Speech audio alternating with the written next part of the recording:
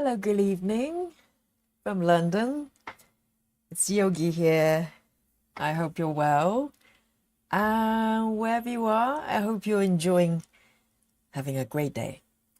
And today, this is a piece I'm going to be working on today.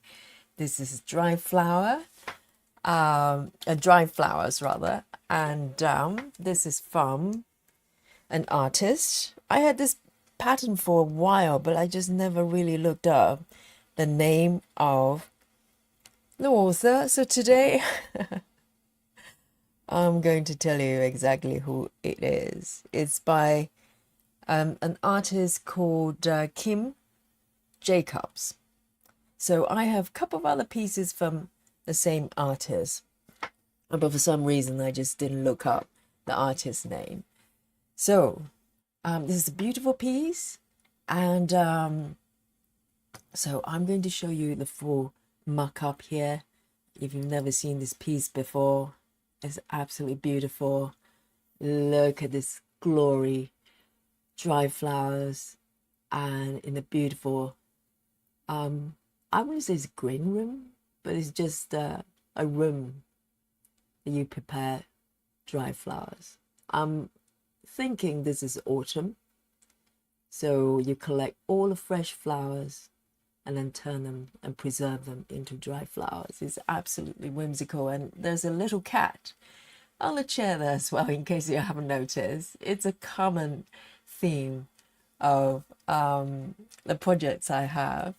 I just cannot resist little cats in the design. And it's a beautiful scene here. And just to give you a summary of the specs, of this project. So this is Heaven and Earth design, and let me just quickly show you what I'm working with here. So this is the entirety of the piece here.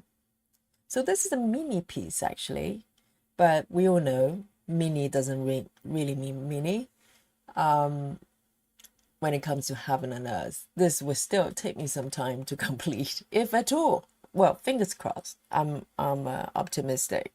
So this is how far I've gone so far. I've only started this project maybe beginning of this year, maybe January, February, when I embarked on the 10 stitch sort of research, so to speak. I wanted to know whether I enjoy 10 stitches. Prior to this, I was primarily doing full cross, a lot of 1/1. So in terms of progress of this piece, 4%, 4.34% at this point. Not too shabby, considering I've just started this project earlier this year. And for some reason, I put in 3 stitches today. There's some loose stitches I just wanted to tidy up. So this is where I'm going to start today and see how far I can go for today's session. So I hope you're stitching with me. If not, I hope you enjoy watching me stitching. Okay, so this is 22 count Ada, and I'm doing 10 stitches, as I said, 2 strand over 1 stitch.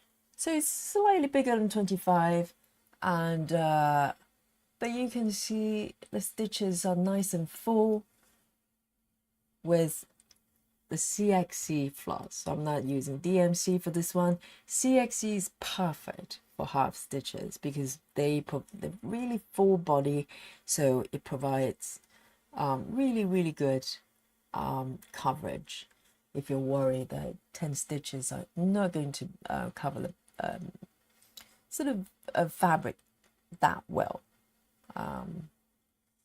CXC is definitely a great choice. So let me just quickly look at the chat here. Hey Gayla, hello, happy Sunday indeed, GMB. And Carla, hello Carla, from South Africa, beautiful. And she says, I'm so excited to catch you live. You have absolutely inspired me to stitch all the pieces. Exactly, all of them. That's the key. That's the key. Not one, but all. Okay. Beautiful. Welcome. Welcome to the channel. Welcome to the stream. And so as I've zoomed in a little bit here, let me just adjust my fabric. And I'm going to bring up the little, maybe I can make it a little bit smaller. Bring up the markup here for you as a reference. It's a beautiful piece.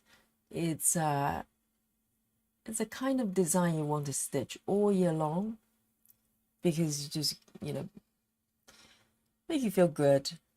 The color scheme is very sketch-like, so it's perfect for half stitches. So here we go. So I'm slightly low on the 26 size needle. So a while ago it was the shortage for 28, now it's 26. I can never have enough needles. So hopefully I'll free up some needles from my organizer, thread organizer, and everything will be okay. So with my needle minder there. And if you're working with me today, then pop in and let me know what you're working on. I'm always curious about what the viewers are working on. And by the way, the method of choice today. So I'm going to be stitching block by block and one row at a time, because I've had projects that I do the staircase parking method. But this one, I'm not doing the color complete because of the body of the thread.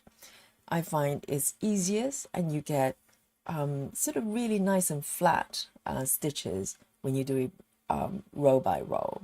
So you don't get into the situation that you have to push the needle through, which is no fun to stitch, not for me. So I modify the method of, the stitching method based on the project I'm working on, and that's the best. So I'm not married to any particular method. I try them all, and if I like them all, I'm going to do them all. That's basically my philosophy.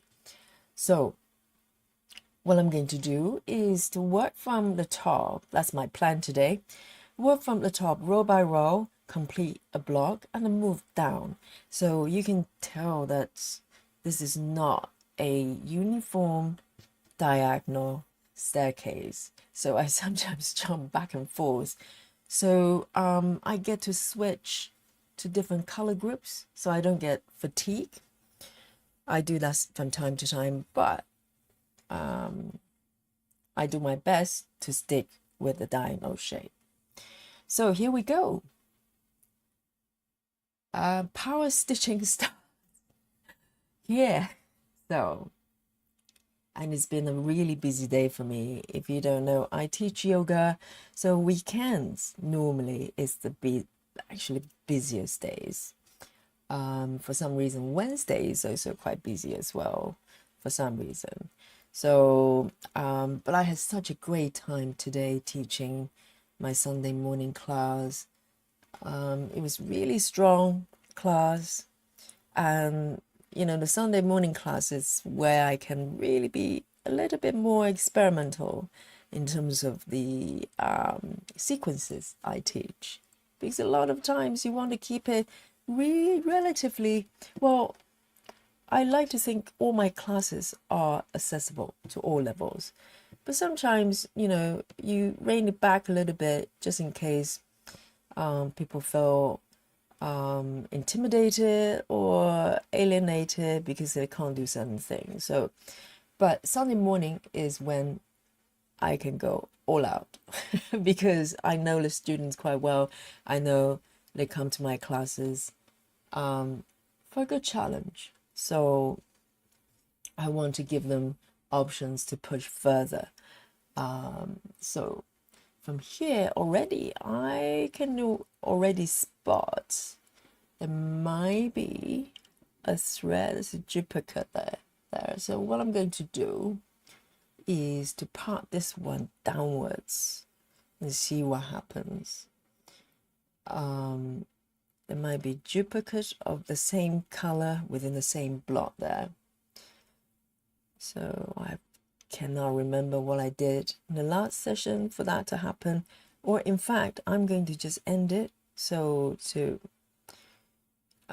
avoid the confusion there. So I'm going to just end the thread here, and the thread ending method is to tuck, to anchor the thread downwards about 10 stitches below, and then just snip it off.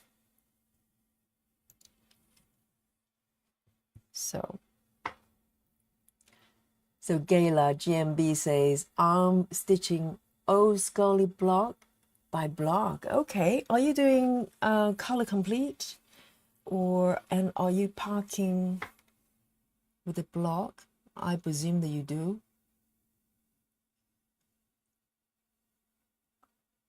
And I'm gonna work in order. So the next 2 stitches, I need to introduce a new thread here. So I'm going for number 318. 318. And majority of my needles are being parted on the organizer, and the advantage is it's already threaded, so I don't have to find the thread and thread the needles. So that's the advantage. But you do go through a lot of needles, tons of them.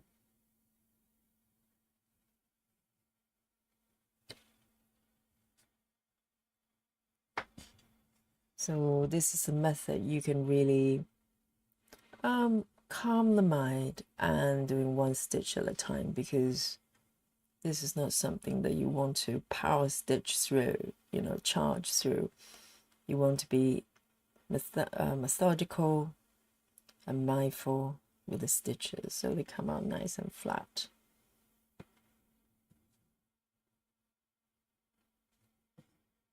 Just like yoga.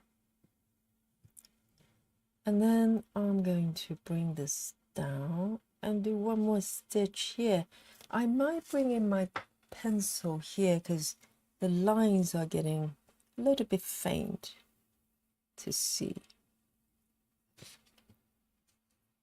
So with this piece, I just use regular pencil here and trust the line will be covered. Fingers crossed. With larger stitches, with the Ada, I very often use fabric pen, which is ink based, but it runs a little bit, so it's not the best thing to use when a fabric count, the stitch count goes a little bit higher. So I'm going to part down here. 1, 2, 3, 4. So I might run into the threads, the end threads here, but it should be fine. 1, 2, 3, 4 up as well. Worth counting because I get it wrong sometimes. Good, that's where it is. This is such a beautiful piece. And I feel guilty, never, try to look up the artist's name.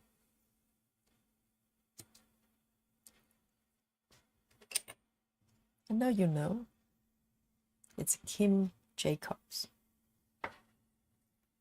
Color by color. Okay, color complete.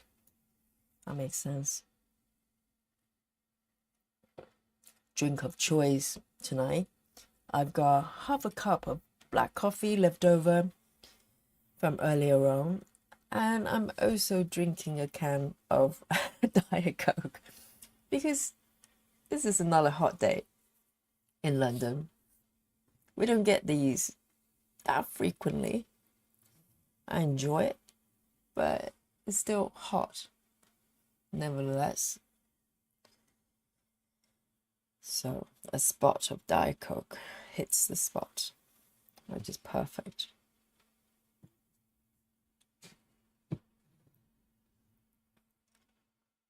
And I'm going to park it over here.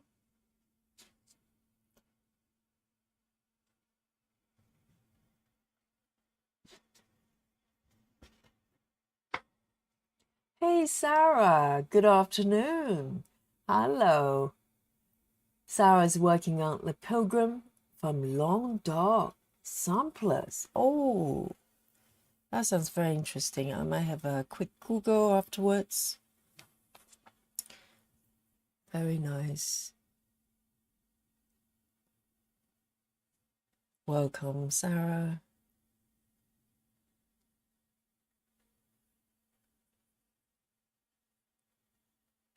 And I can't believe I hadn't worked on this piece for over 10 days. Where's time gone?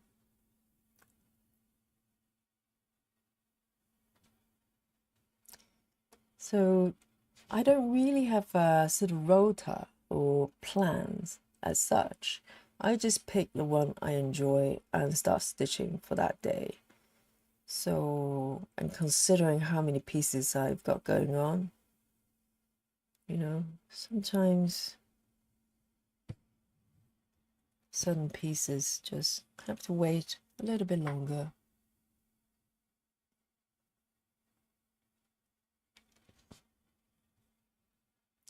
But the great thing about having like a whole bunch of projects that you kind of go through is every single piece when you get to stitch it feels so fresh.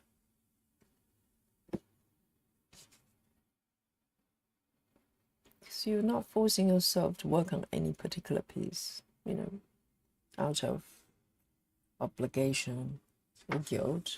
Sometimes a guilt trip.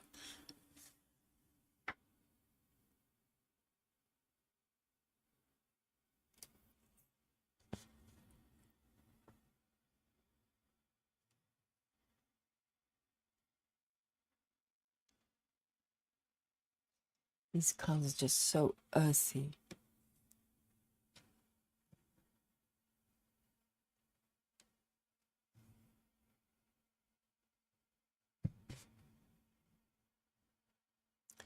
And I'm going to do this one as well. So I allow myself to do stitches of the same color or maybe a different color if there's already a stitch on top of the stitch, if that makes sense. So I'm allowed to stack the stitches even though technically I'm going row by row. So this is the rule I learned from, I think it was Needle Ninja. I hope she'll come back to YouTube very soon. I haven't seen any new content for a little while. It's always a joy watching her.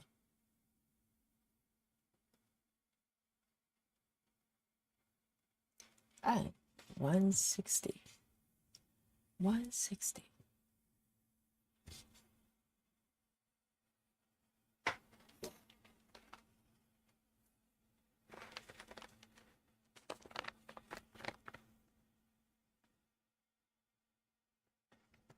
This book is super big. 160. I've got it here.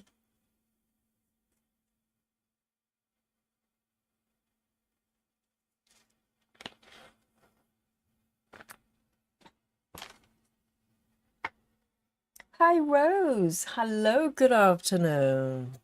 How civilized is it's 8 o'clock, 8 p.m. over here in London. And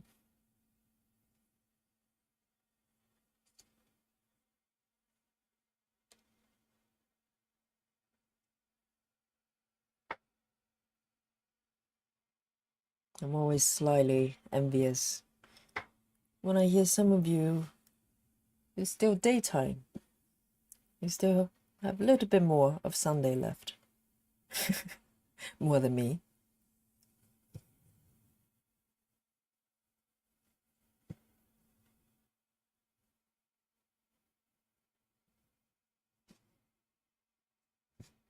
Gonna move down.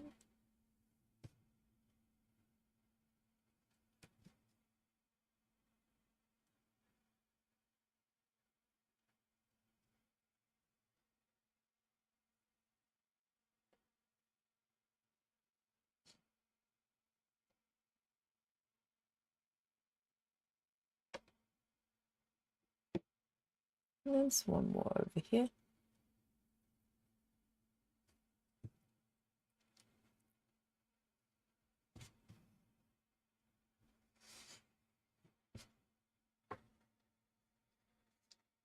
Ah, Rose says it's 12:20. Now you're just showing off now in in California. Oh wow. Your day has practically just started. Very nice.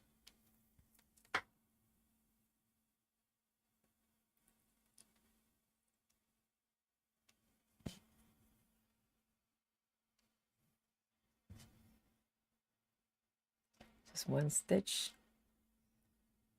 here, and I'm going to end this thread as this is the last stitch of this color in this neighborhood.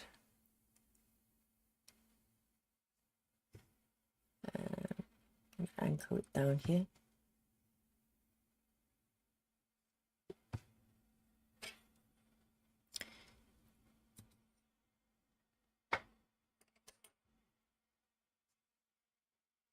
Lovely.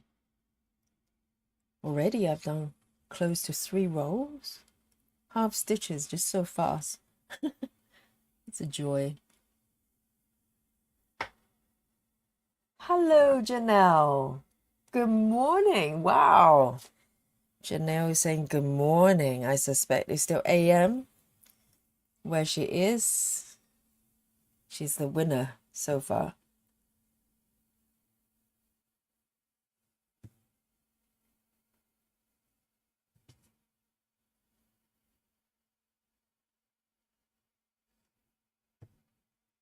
There you go.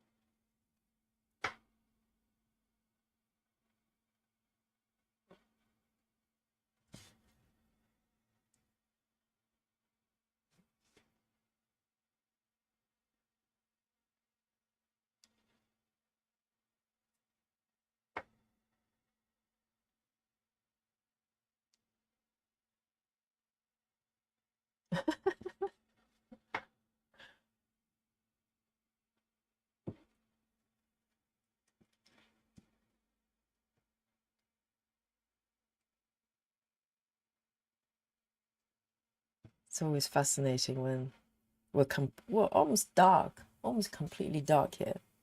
Still a little bit of light outside. And then you have people greeting each other, good morning. It's just the way it is. I'm going to park it down here.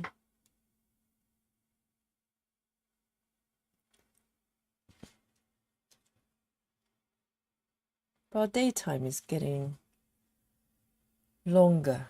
I think the longest day, in terms of daylight, I can't remember when. Maybe sometime, is it July or August?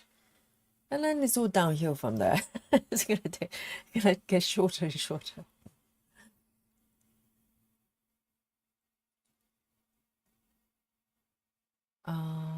In fact, I haven't done these 2 stitches, so I'm gonna do that. 844. 844.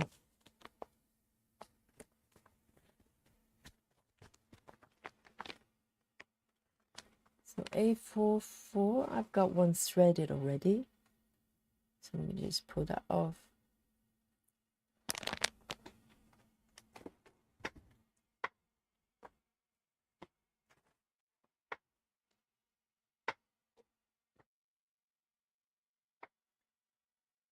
$5:20 a.m.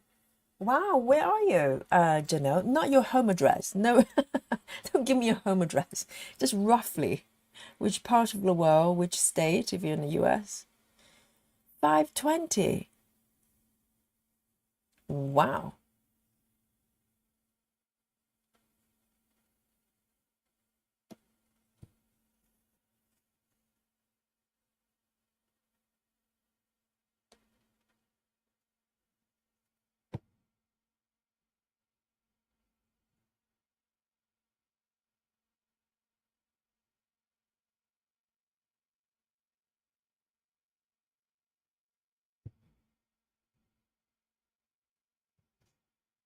And then we have one down here.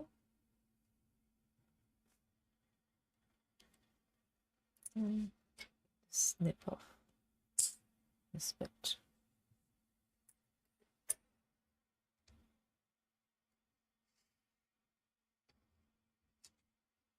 Australia. Okay. Okay, that makes sense. It's the opposite. What's the temperature like in Australia? Isn't it the opposite? So if it's summer over here, does that mean it's cold in Australia?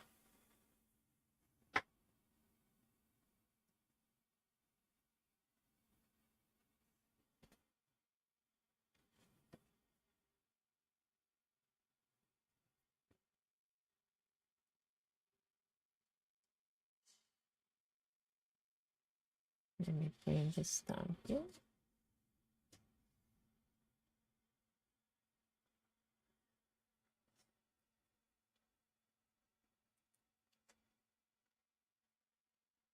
Oh, good question. Is it Sunday or Monday morning?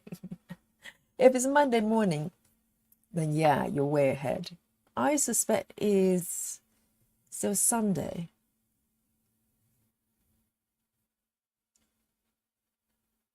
One, two, and three. Maybe I should remove these little tails before I do any more parking, so they don't start to fight with each other. So I suppose you can say this is a slight disadvantage of using this thread ending method. It will run into part thread from time to time, but the only alternative I have is actually pin stitch, which I'm not the biggest fan of. I do it from time to time, but I don't like the pimples that kind of scatter everywhere. It's just a very personal thing. So I'm gonna just park it here.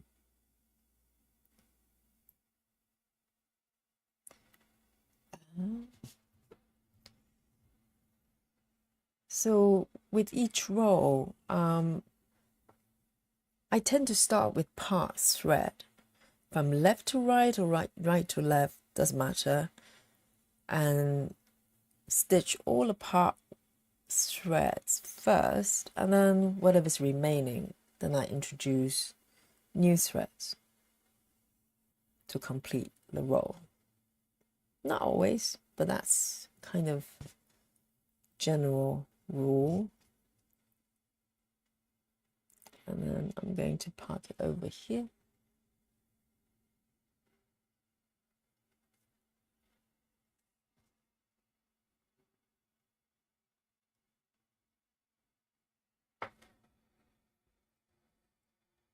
Janelle says today's raining and oh, it's winter here.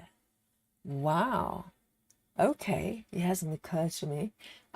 It's been as low as -4 in Australia. I thought it was warm all year round. -4. Are we talking about Celsius or Fahrenheit? Wow, that sounds really cold. 12.3 degrees. So today's relatively mild.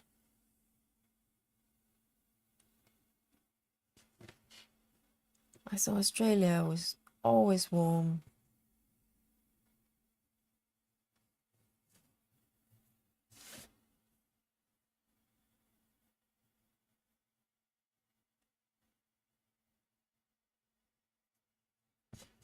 So it's perfect for you to stitch Christmas pieces. It's perfect weather for that.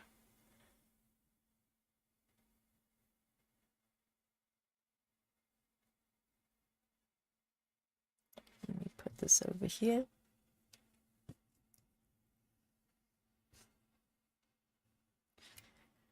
So this method of stitching, a lot of it is the thread management, the part thread management.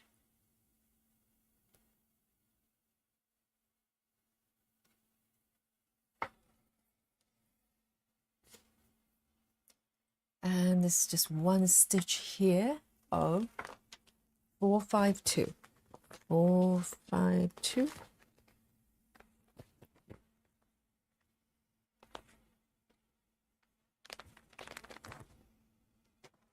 We'll find two. Let's pick one right here. Just one stitch.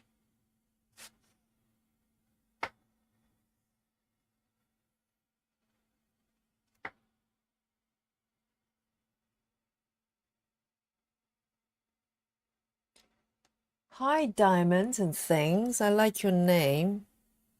Welcome. Diamond says that's a very pretty stitch. Yes, this piece is just gorgeous. And I just love the sort of slightly sketchy, sort of sketch-like style, which is perfect for half stitches. So you get that really subtle, slanted lines.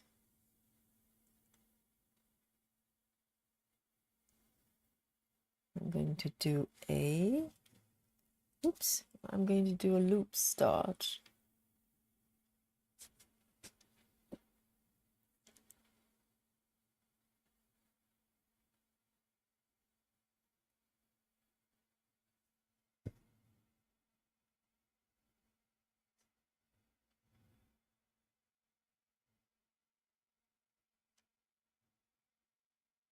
There you go. Just one stitch, and I'm going to anchor it down here to end the thread, because the actually I overlooked the fact that I have to decide whether to take it down beyond 10 stitches, because the thread will run through the back, which if you do that a lot, meaning that the back is going to build up with a lot of threads, you're going to end up with very thick back, and probably make it slightly harder to stitch as well. But I think I'm going to park it down here. That's not too bad. 1, 2, 3, 4. 1, 2, 3, 4. And this one over here, it's 2 from the left, right there. It's not too bad.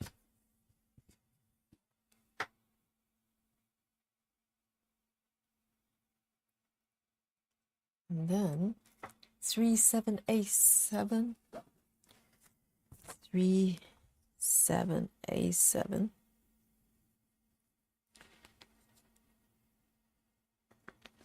I've got one threaded.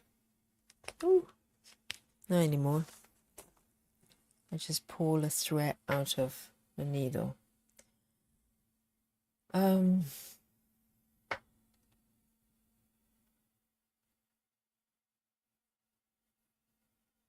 So with this one,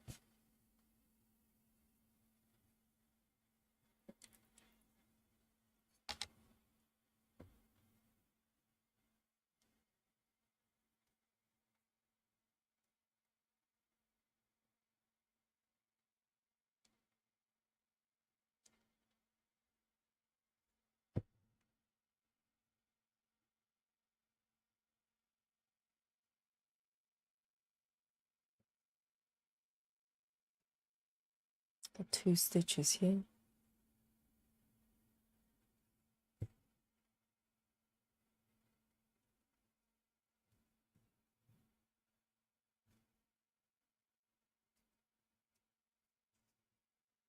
And then I'm going to park it down.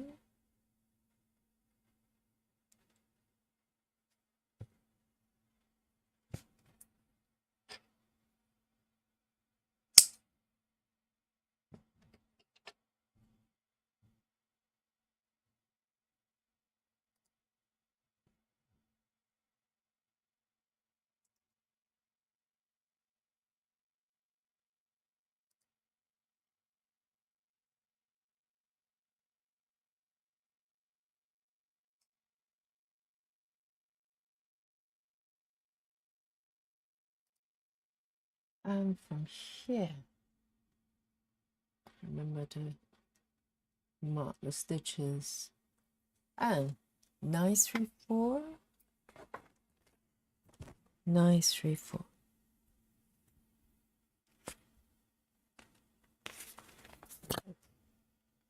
Just a couple of stitches here. 934. This beautiful dark green here.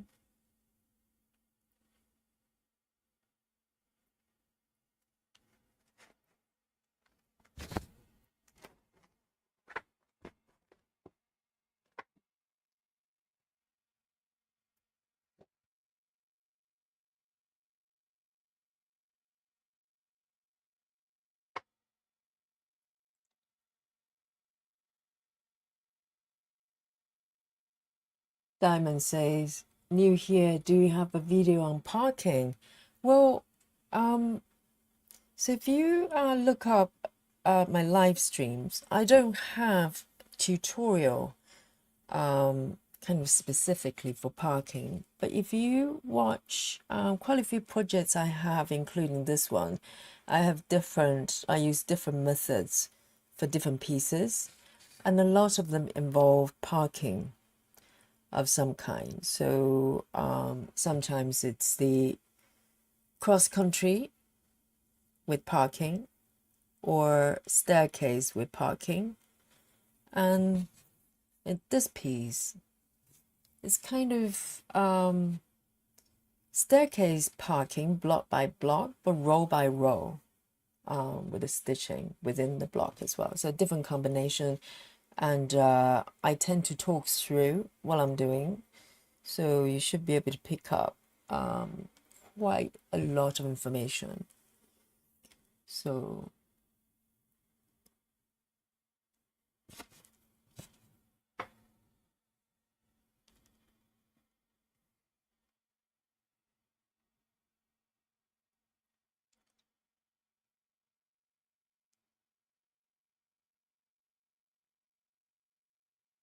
this one here,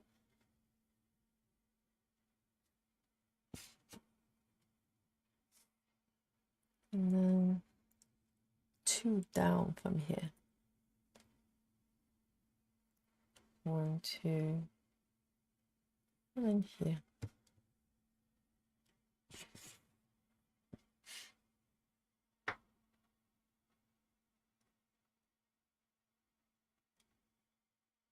So this block actually has not a words confetti, but quite a few sort of different colors and shades involved. As you can see, the more part thread you have probably indicates it's just more color changes. So I think one row at a time really helps, so you're not overwhelmed.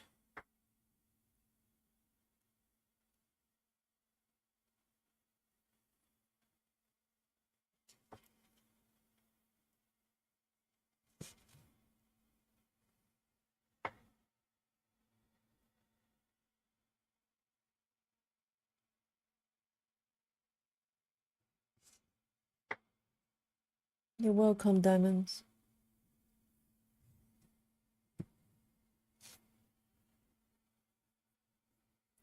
One, two, up from here, and then 4 from the right. So maybe one more. 3, 4, 5.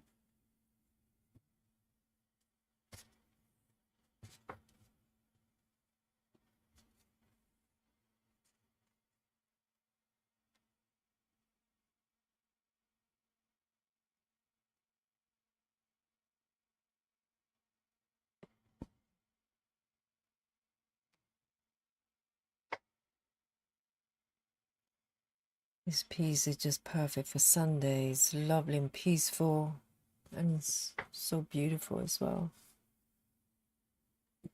Because some days you're kind of looking for more bright colors, like the piece yesterday, just full of, you know, really vibrant colors. But some days you just want something that's earthy,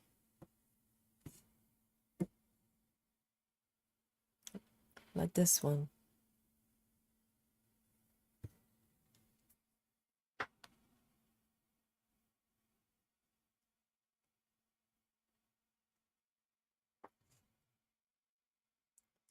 One, two.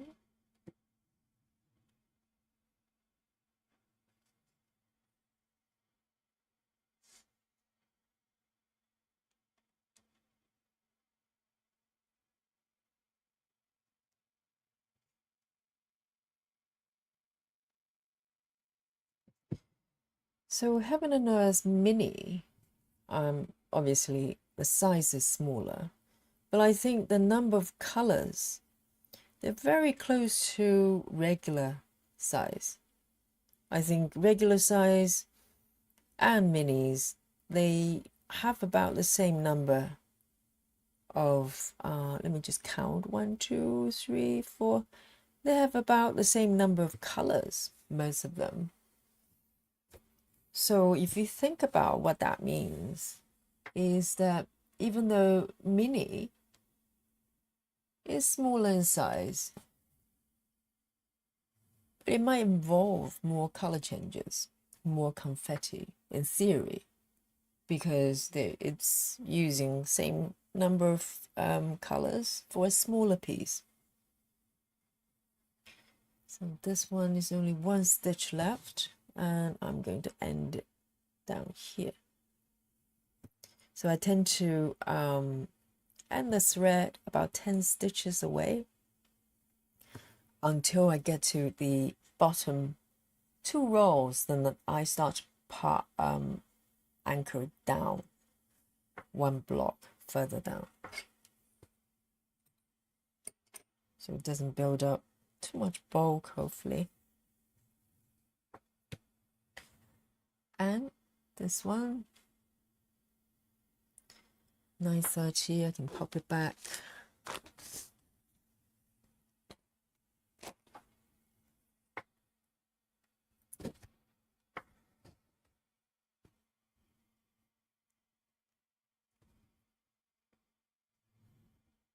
So let me check how many colors this one has. Let me just quickly pop back to the PDF. It's got 90 colors. So I think if you go for the regular version of this piece, it's probably about the same number of colors involved. So in theory, if you want less confetti, then go for the regular.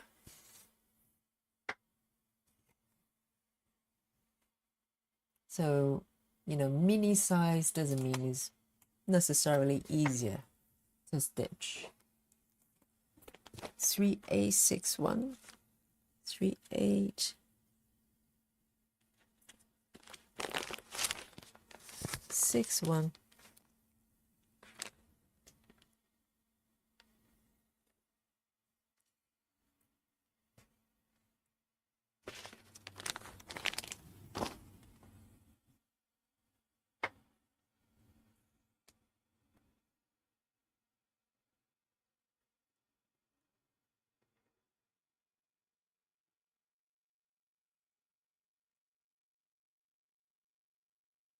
And this particular piece, I don't believe there is a max color version. I don't know how they determine when to produce a max color or super size and when not to. Probably they just selectively, if it's a popular piece, they might produce more versions. Because I think majority of Amy Stewart's artwork have all versions because they're quite popular.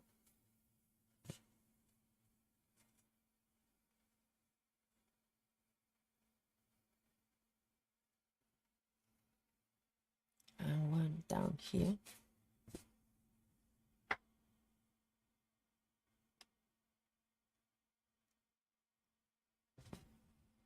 So 2 more stitches here. I need to introduce new threads. So this is the kind of the order I tend to work. 3 740, 3 740,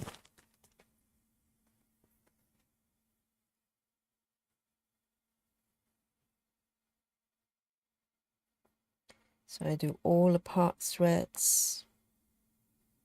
So clear the way and then I introduce new threads.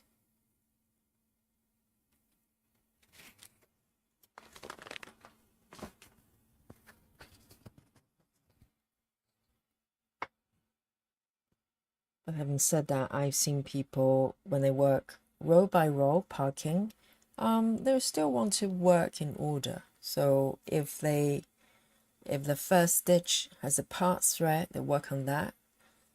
And if the stitch after that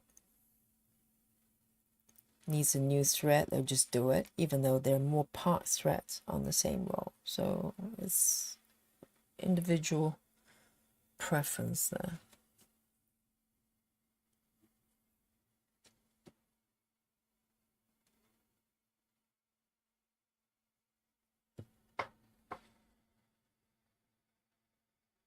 Oh, Janelle says they do it on request. I presume she's referring to the different version and sizes. Oh, do they do it on demand?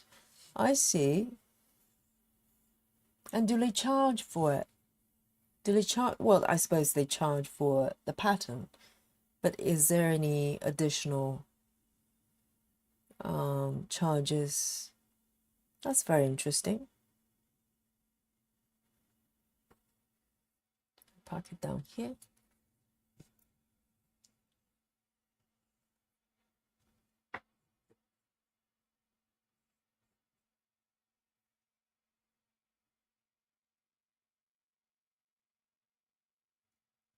And this one only has 1 stitch, I think. And then there's 2 blocks away. 3371. 3371. Luckily, I've got one threaded already. Just 1 stitch here.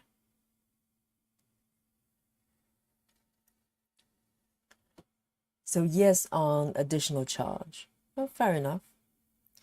But I think if they produce it once, they can pretty much publish it, can't they? Because they already have that version. I'm trying to think, with 1 single stitch, do I do a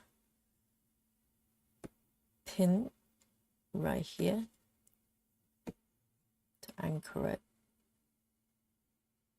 So this is what I normally do with half stitches if I can't do loop, meaning that I'm using a piece of leftover, not leftover piece, but the one that I've already done loop stitch with.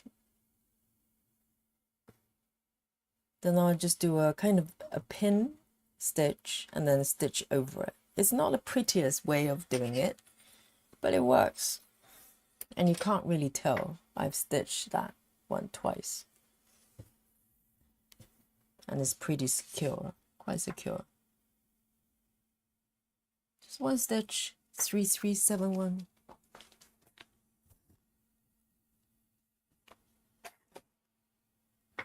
Let me take a sip of my Diet Coke. Ah, so after that, it's up for everyone. Interesting. So if just one person requests something that doesn't have, let's say, super size, and once they produce that, they charge, well, I suppose they charge a small fee for that, and then they can publish that for everyone. Huh. Interesting system.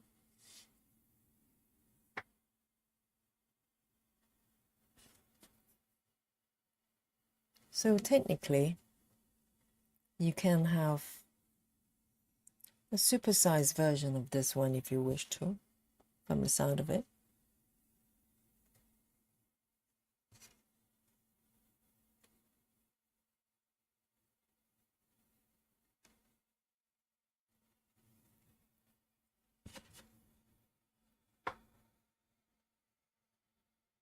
Hi, is it Ari? Have I pronounced it correctly? Hello with triple O. Yes. Hello to you. Welcome. Oh, YouTube recommended me to your channel. Amazing. Thank you, YouTube. Thank you. Algorithm, the magic of algorithm. I don't really know how people found me because I've only been around this channel probably slightly over 2 months. And for some reason, people find me. How amazing. I'm so grateful. The magic of YouTube. And also, I know some people recommended my channel on some Facebook groups, apparently. I'm not on Facebook, so I have no idea. But apparently,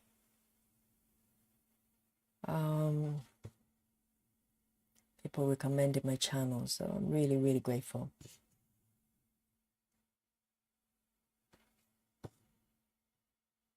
One more here.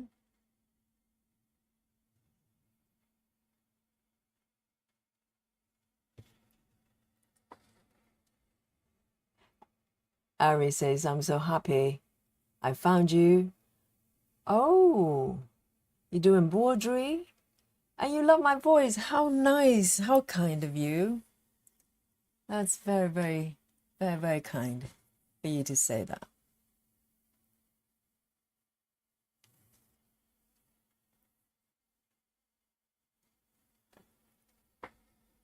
I'm really happy you found me as well. I stream every day so I can keep you company when you stitch.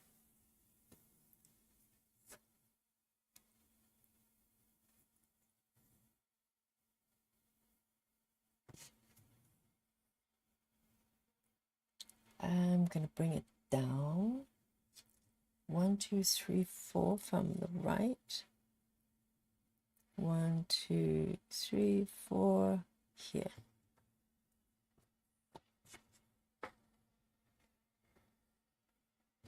So let me know what you're working on, Adri.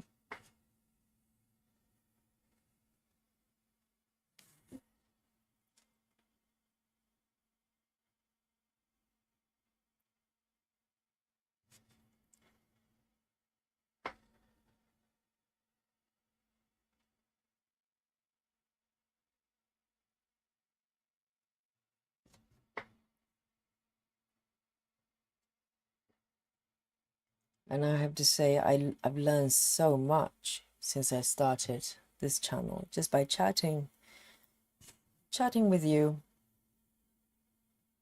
Because some of you have been stitching much longer than I have. I've only discovered full coverage, you know, this form of cross-stitching, maybe close to a year into COVID. So I'm thinking 2001 sometime around there. Prior to that, I was just doing small pieces of samplers, you know, for fun.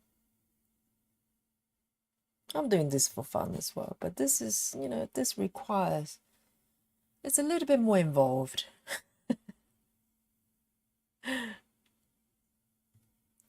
And since I started stitching full coverage, I'm so addicted to it because normally I do all sort of projects. I knit, I do a bit of felting. I like to try everything. And I always kind of just cycle through these things. If I get bored of one thing, I move on to the other. But for some reason, stitching, I'm just stuck here in a good way. I just don't want to leave.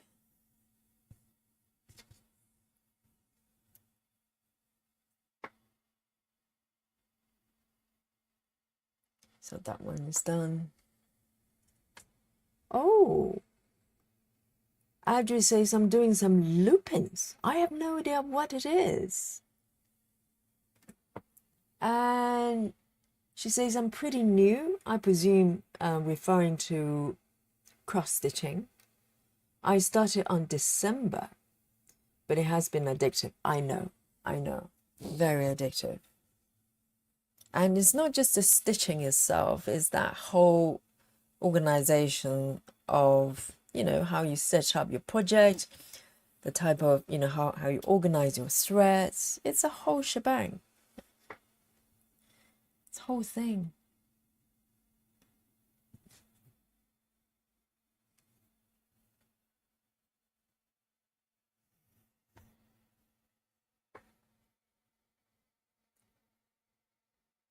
Rose says, I started full coverage less than a year ago. Wow.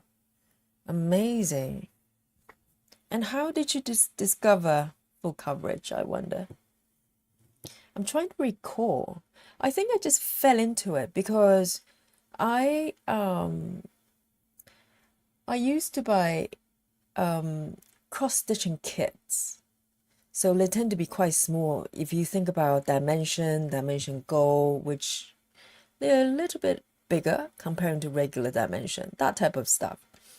And I enjoy them. And for some reason, I went on, I saw something on Amazon and ended up buying sort of 14 counts. They are ultimately full coverage, but I had no idea that's what they were. I just knew that the piece was larger and it was covered with stitches all over. I didn't have a name for it. I knew it was probably going to be more challenging, and I was up for a challenge. And since I got that piece, because it was a lot more intricate, and I was trying to figure out what method should I do it so I don't get overwhelmed. And probably through that, I discovered the whole world of full coverage, and I had a name for it, even though I just didn't know there was a thing. I saw cross stitch is just cross stitch. And yeah, so I kind of fell into this rabbit hole ever since. I haven't got out yet. I'm still in there. So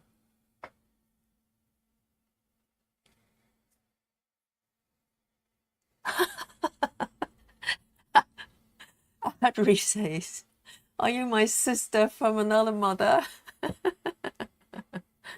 Because I love knitting, spinning yarn, crochet. Oh, I love them all. I love them all. Yes, everything to do with fiber arts. Yes, absolutely. I just love, if you look at the pieces I select for my projects, for my cross-stitching projects, so many pieces are to do with quoting, quote room, craft room, that kind of stuff. I'm just drawn to that so much. And I find so much comfort just looking at images of craft room, sewing machines, fabric, cushions, all that. Oh, I'm with you. I'm with you. I don't know if I'm your long lost sister, but maybe we can be stitching sisters, something along those lines.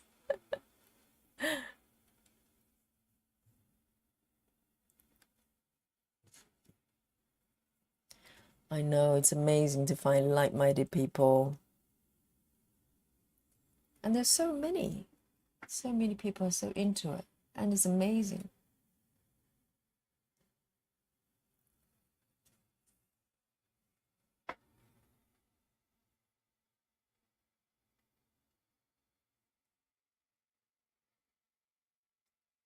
And Rose says, I watched other YouTubers stitching them.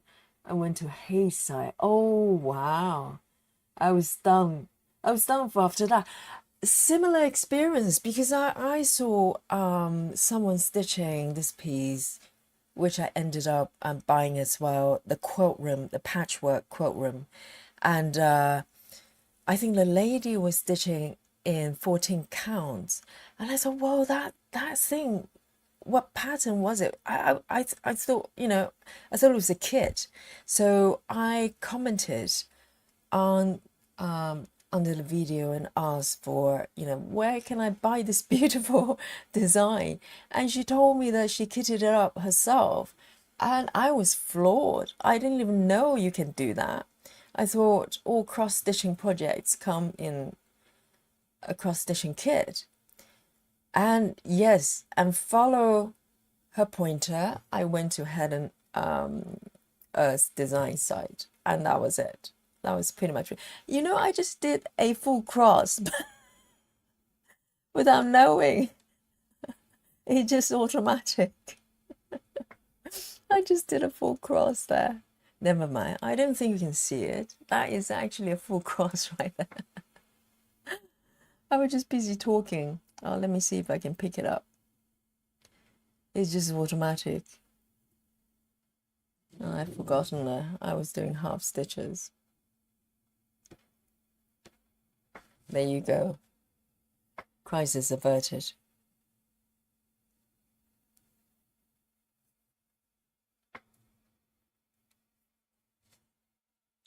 And one more stitch here.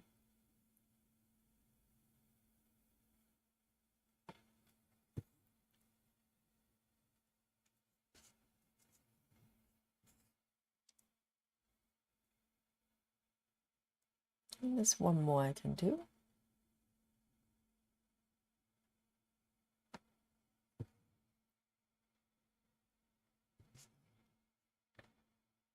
And I'm going to put it down here.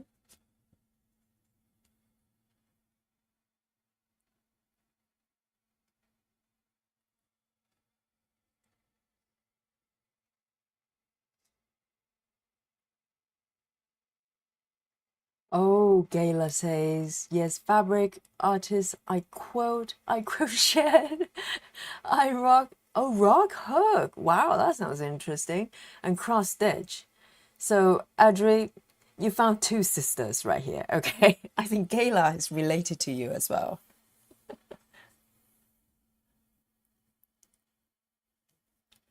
I know, it's amazing.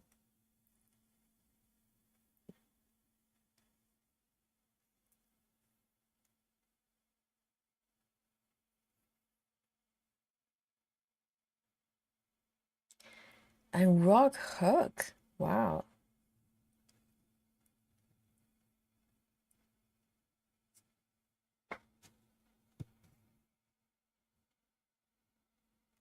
I should follow a rock maker on Instagram, and they do it professionally, obviously, but it's just interesting to see these.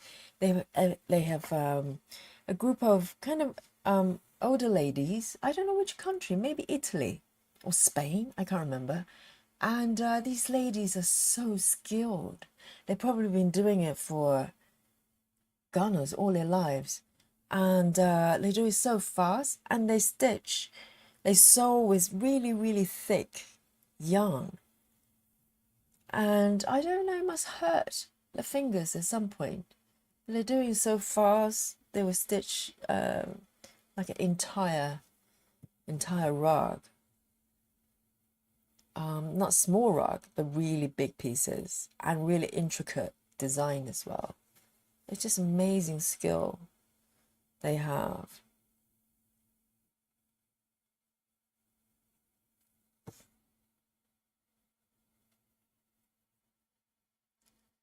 And this one I'm going to end as well.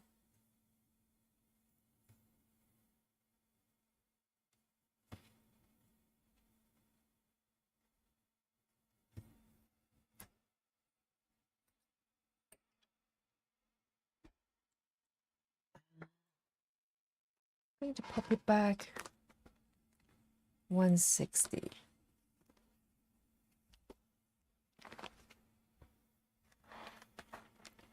So 160 here. So normally what I do is if I have leftover thread here, I just push back and just leave it there. Till next time.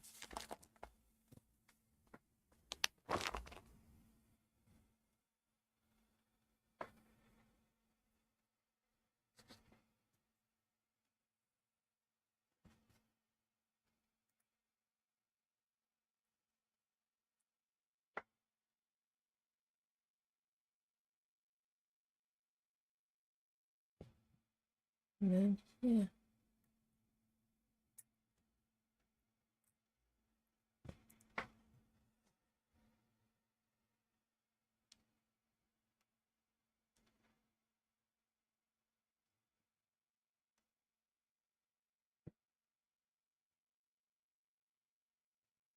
One stitch here. And then two. 1, 2. And park.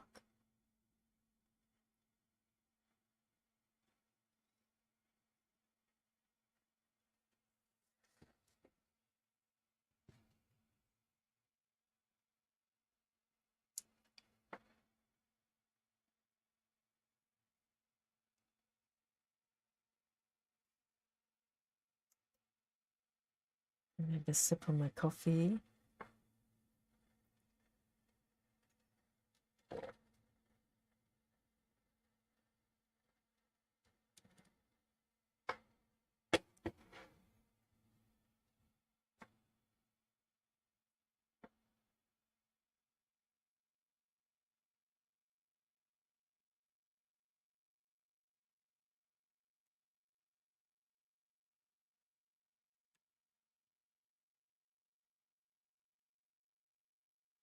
One, two.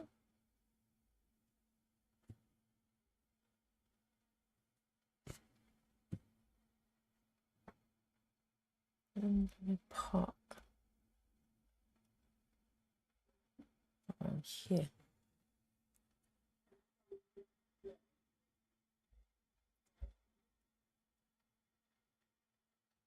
I think this is kind of stitching method that if you're not used to parking, or some people just don't like the idea of parking, this is like the worst nightmare for you. I apologize. This is good fun though, but I understand that you know, parking's not for everybody. But it's worth giving it a go. If you tried it, you didn't like it, maybe try again. It's great fun.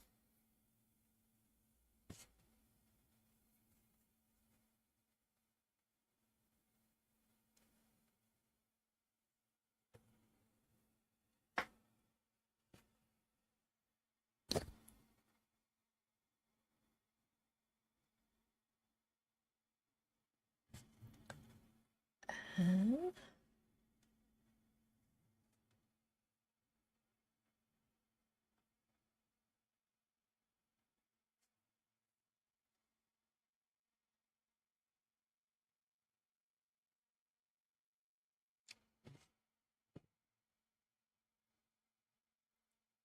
we do row by row, all the stitches just come out really nice and tidy.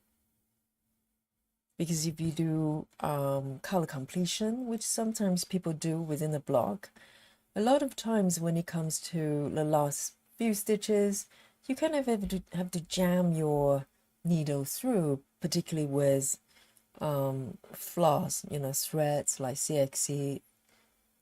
They're really full. So it might be a little bit faster if you do color completion, but it's all about stitching experience, isn't it? It's that moment by moment, stitch by stitch experience.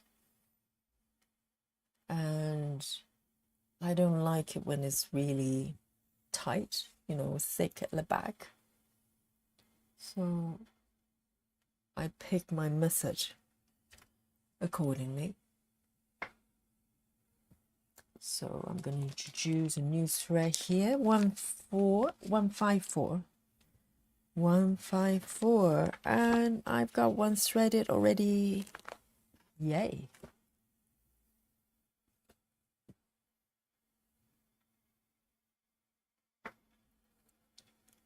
So here we are.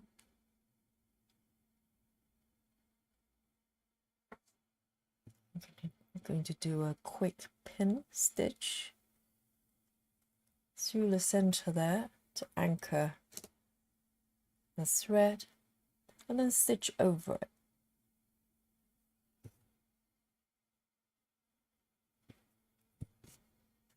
There you go. And then one more below.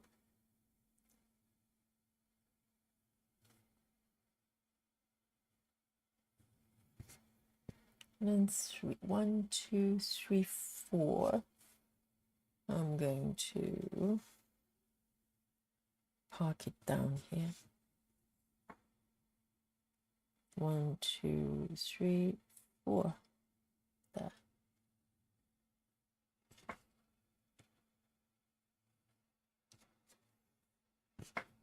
So at times, because of the end thread as well, it looks slightly messy, but there's a certain order into this madness, and it works out most of the time.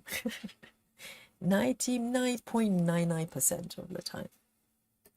Hey Grace, hello Grace, how are you? And Kelly, hello Kelly.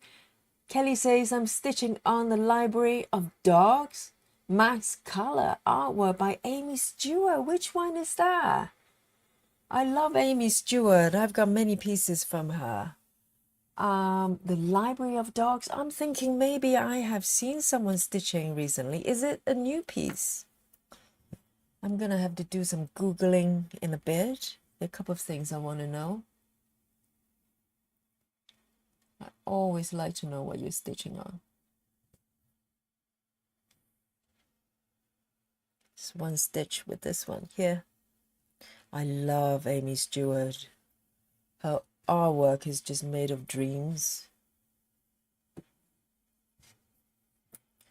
And so I'm down to the final 2 rows or 3, and from this point on, when I end thread, I'll take it 1 block below.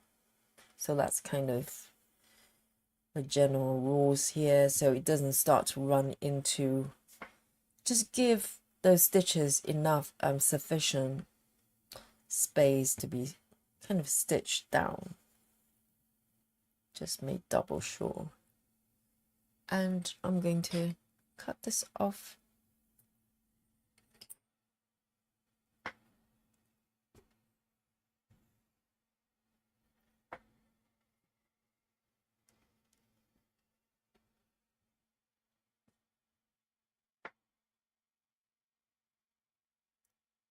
Let me have a quick Google here. So there are a couple of pieces I'd like to know. Amy Stewart, what is it called?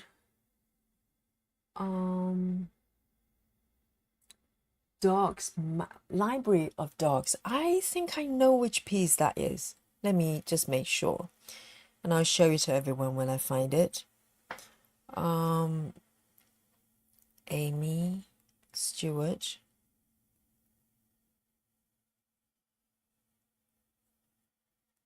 Library. Immediately come up.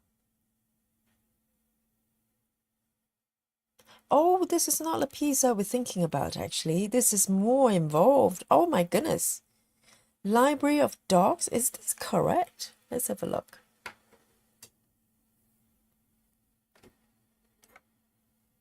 Oh my god, I don't think I've seen this piece. Let's have a look. Let me show you. You've never seen this one before. Is this the one? I've never seen this one, actually. I was thinking about a different piece. So this is for puzzle, obviously, but I think the artwork is the same, isn't it? Let me just Google the cross stitch pattern instead, just make double sure. Wow. I've seen the books, and let me just remove this one so you can all see.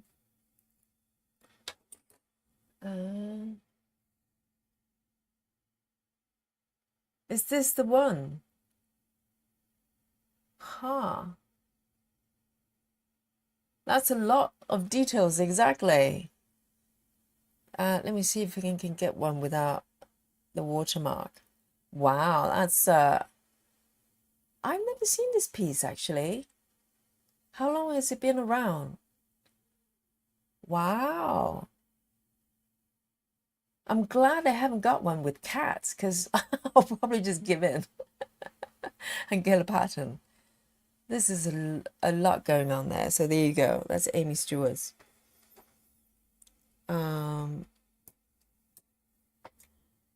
Hi, Stitchy Dutchy. Joyce is in the chat. Say hello to Joyce, everyone. So Kelly says yes. So she confirms that's the piece. Oh, Janelle has started the dog library of... Oh, so there's going to be a library of cats? No, that's dangerous. Please don't tell me that. I've got enough whips as it is. Oh my goodness, what are you doing to us, Amy Stewart? I was just joking. I was joking, saying that thank God there isn't a library of cats, because, you know, I'll definitely get it. Man, what is the lady doing to us? 645. 645.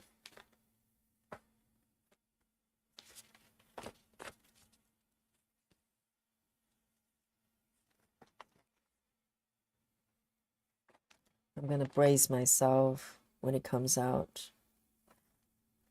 645.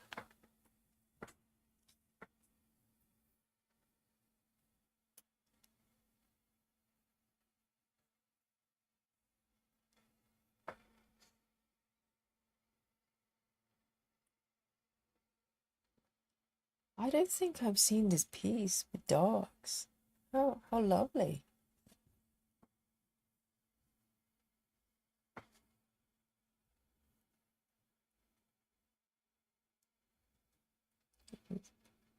This one.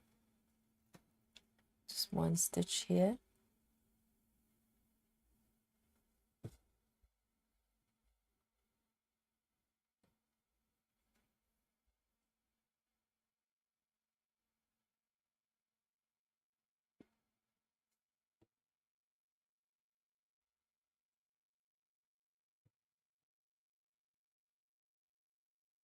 And pocket down 1, 2, 3 from right.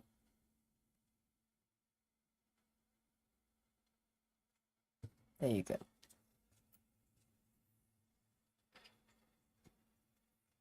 You can just remove this little tail there.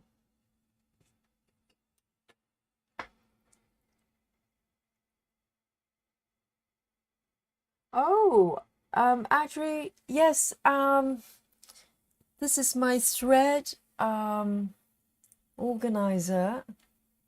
So it's a big book here. This one's really big because this is for CXC, and I'm lazy, so I normally just put the entire scan on the thread card. I know some people just pull a few pieces, not this girl. I just, you know, basically have the entire scan on top, you know, just put them through the holes here. So it's really, really thick. It's got all the so CXC is DMC compatible, so all the number system is the same.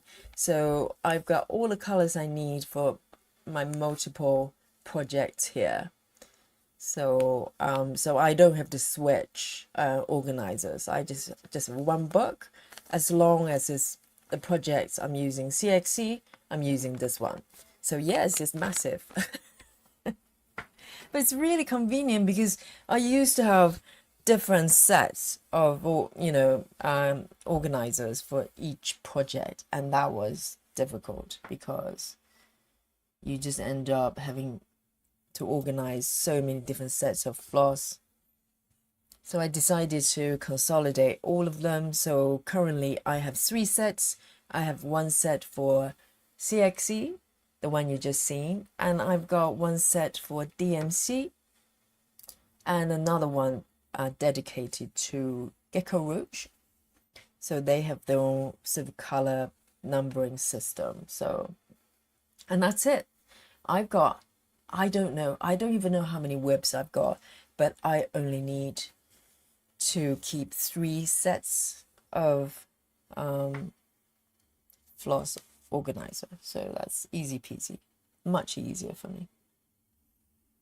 So, and from here, I'm going to move down.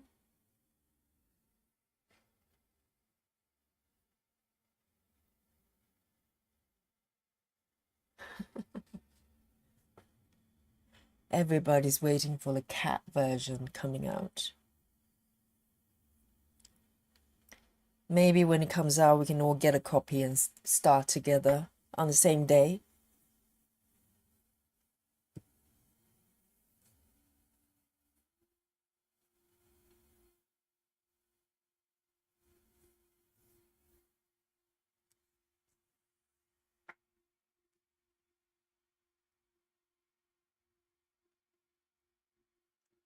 And next one's got 1 stitch left. I could park it down or end it. I haven't made up my mind.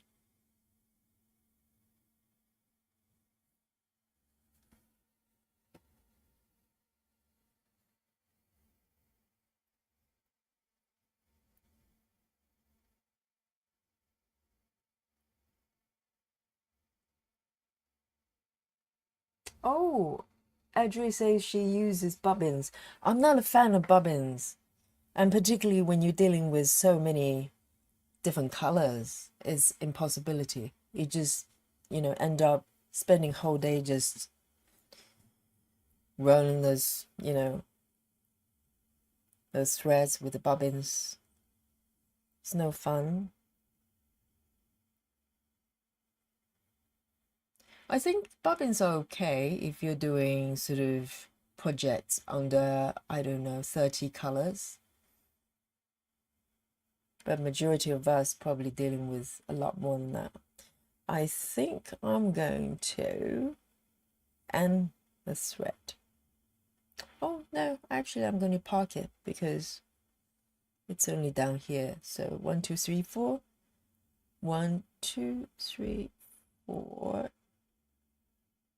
And then 2 down here. It's not too far away, not too bad.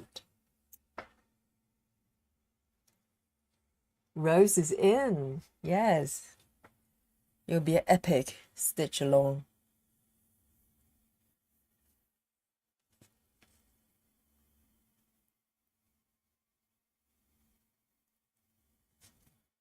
I know it'll be just too tempting.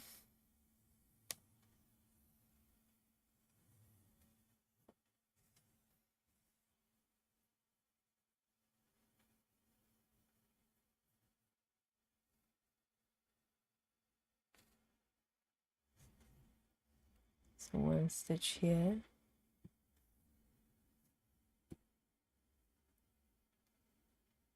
Another stitch at the bottom row. And I'm going to pop down 1, 2. And 1, 2. There you go.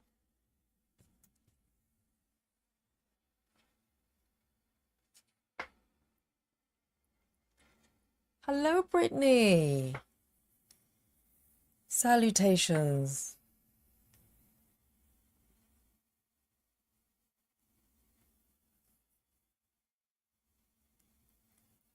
Brittany is from Australia as well, and I just realized it's really, really cold in Australia. I just presume everybody is enjoying the summer.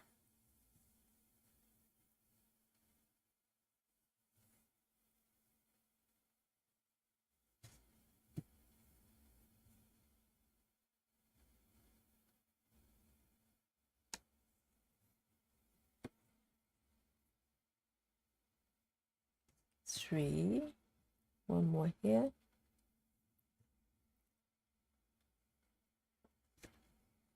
And then one more stitch down here. Part.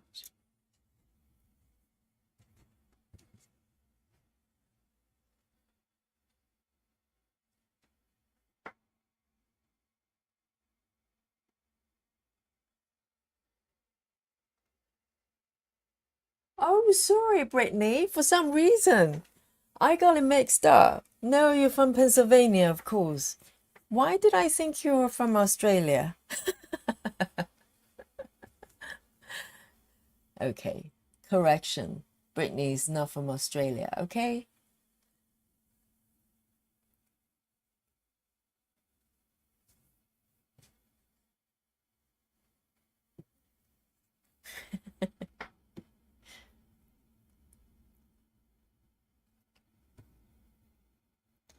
And I'm going to park it down here. 1, 2.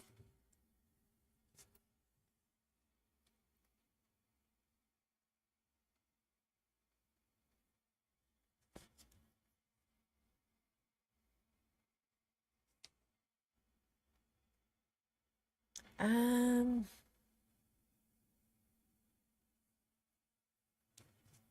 I'm down to the last bottom row. Not bad at all.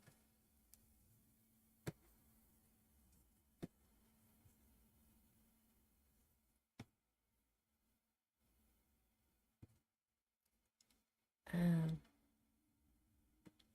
I'm going to park it down here.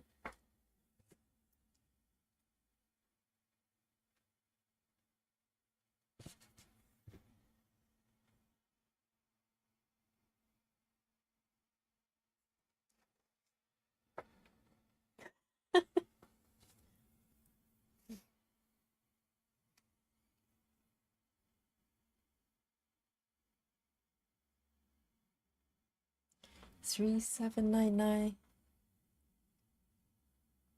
Just one stitch here. I'm going to park in the block below. 1, 2, 3, 4. 1, 2, 3, 4.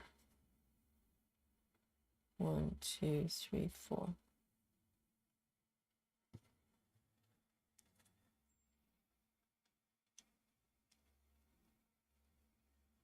Lovely.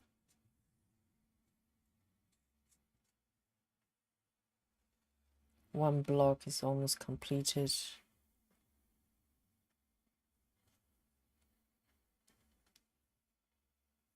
And this one as well, just one stitch here. And I'm going to end it.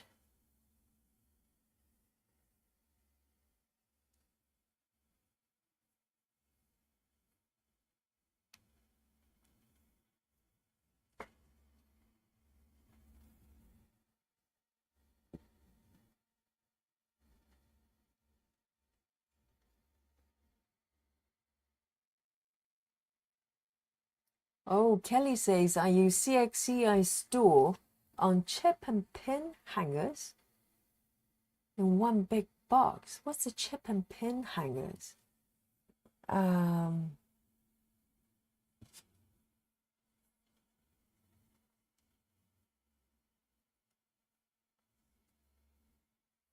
trying to imagine just based on the name. And I'm going to park it down here and end this, not parking, but ending the thread.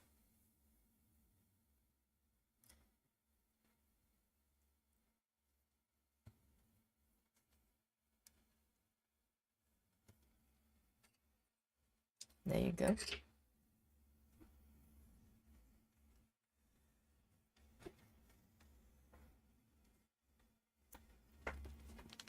1 by 4.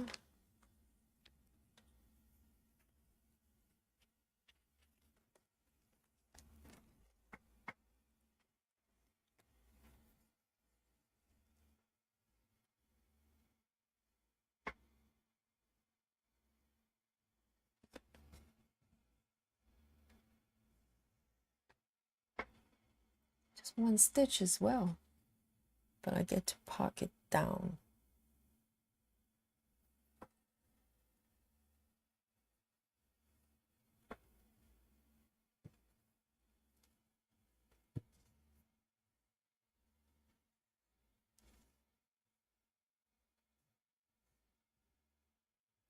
So 1 block, another block, 1, 2, there you go.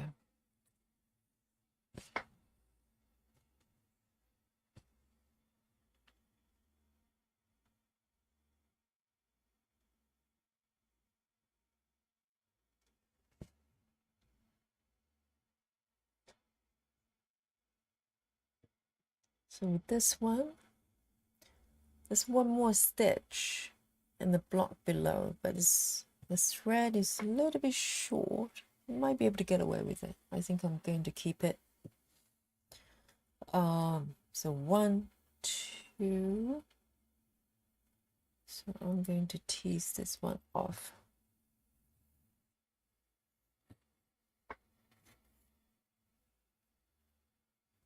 I'm going to remove all end threads here.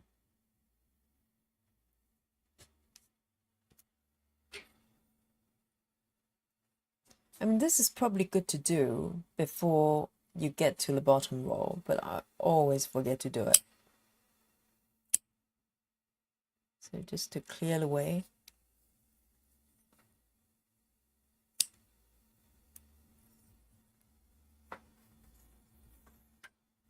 Good. And now I can park it down here.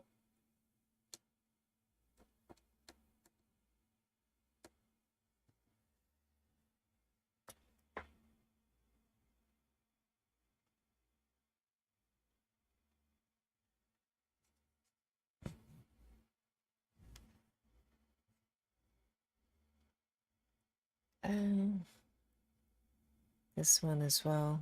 1 stitch here and I get to park down. Whoops.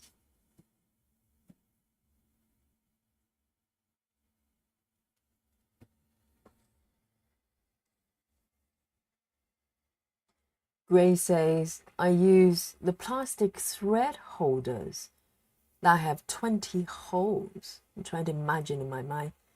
Plastic thread holders, okay, have 20 holes for threads. After seeing your system, I glue a strip of felt. Yes, that's a good idea. Beneath the hole so I can now anchor a needle with extra thread for further use. Absolutely, felt is magic. Felt is magic. And Jacqueline, hello. Good evening, good afternoon, good morning, wherever you are. It's going to be my slogan. She says, hi everyone, Yogi, you are such an enabler. I just purchased mini winter reading nook. Yay, my job is done. I'm a pattern pusher, okay? That's me. Yes, I'm a whip pusher, actually. Just get everybody to get multiple whips.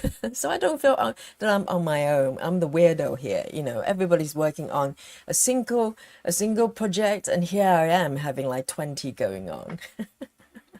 I just want to feel normal. Well done. That's a beautiful piece.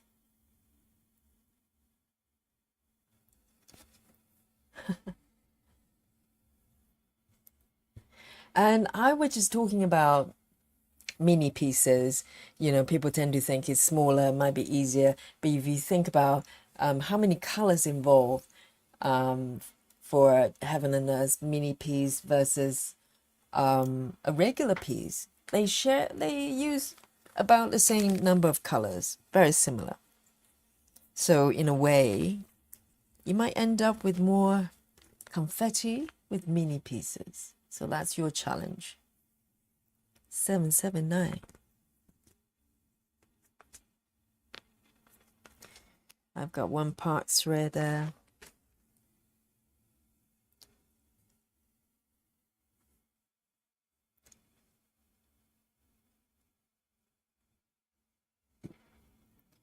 So I've got a whole basket of felt, different colors in my room. So, you know, they're really handy when it comes to thread parking or needle parking.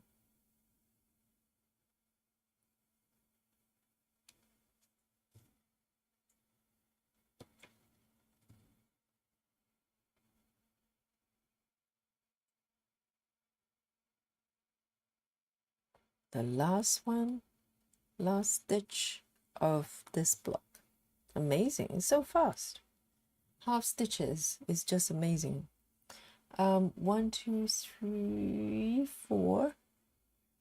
Just to make sure I park in the right place. 1, 2, 3.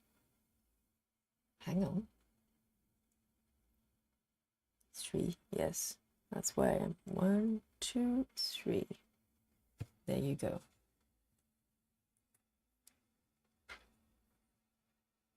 It's more fun when you have a few projects going on, so it's always fresh, right? It's like music, you know, even with your favorite musician, you occasionally want to listen to something different. Janelle says, I have 30 full coverage. Wow. Wow. I don't think I have that many, and I've got a few. I probably have about 20. No competition there. Oh my God. I feel normal. Thank you for sharing that. I'm not a crazy one. Janelle is worse.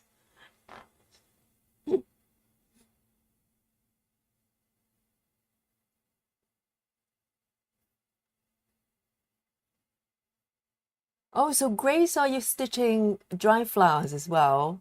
I got you too. Amazing. My job is done here.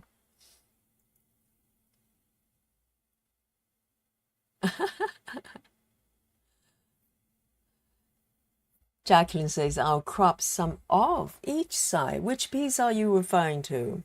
Because I want to do it in my lifetime. In my 85th year. Oh my.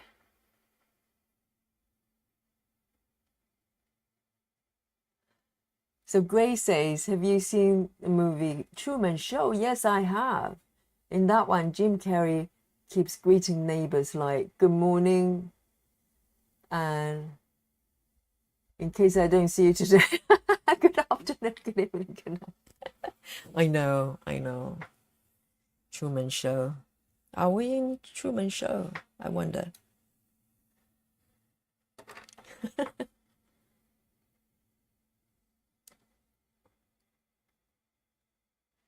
Now, Janelle, you're just showing off there. Not only you have 30 pieces, and all of them are around 30% plus. That's the important part of the statement. My goodness, how do you manage all of them? I think majority of what I've got are single digit. This one is only got 4%. Oh man, I can't win. Amazing. So this block is finished. Beautiful. And I'm trying to be good. I might just move to the block diagonally down. Just maintain that staircase shape there. I think that's what I'm going to do. So I'm going to move this bit of the part thread away and focus on this block here.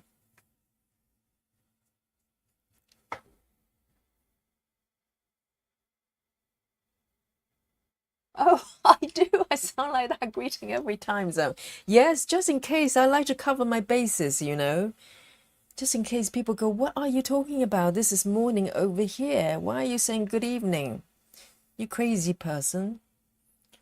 So, yes.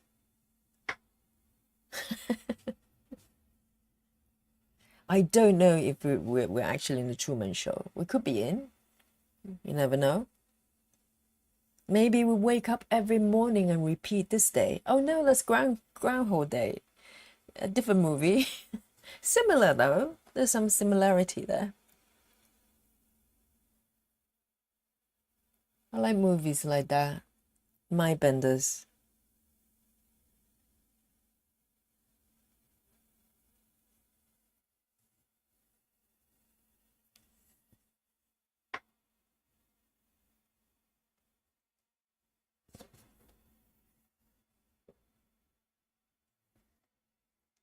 Uh,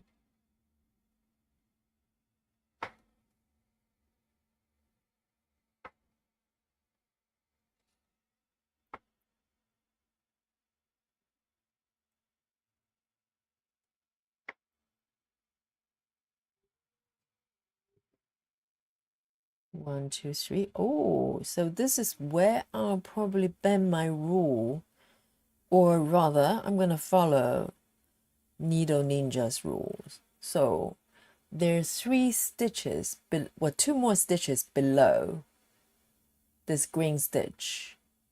That's the same color. So in theory, if you're doing row by row, I really should park here. But Needle Ninja says that I can stitch down if there's already 1 stitch above. Okay, I'm just doing what I'm told. Okay, and follow the rules, and then I'm gonna park down here.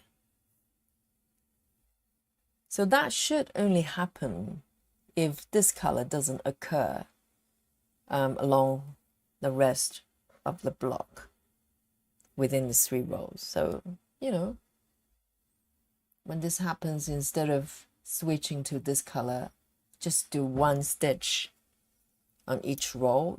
I'm allowed to stitch down, okay? Not my rules, is Needle Ninja's rule. I follow a guidance.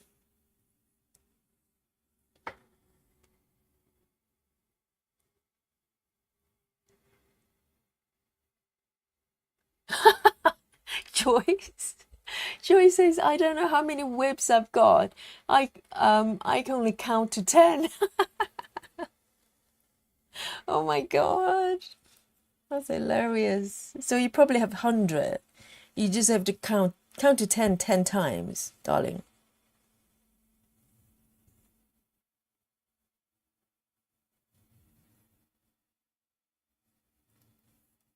I can only count to, I don't know. I'm terrible with numbers. I can barely remember my own phone number.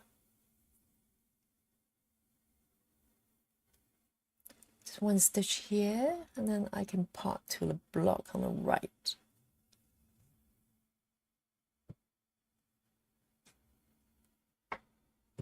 But it's good that you can only count to 10, because what if you have 100 webs?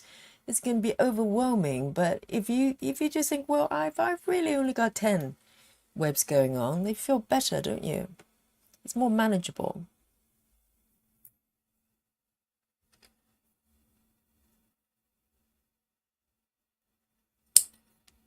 So it's all for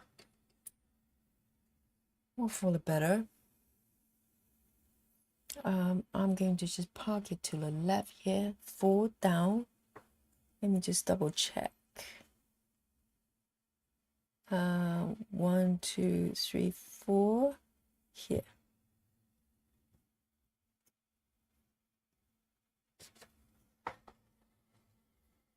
Yes, rules are meant to be broken. Yes, absolutely. They're just there waiting for us to break them. We are sisters, darling.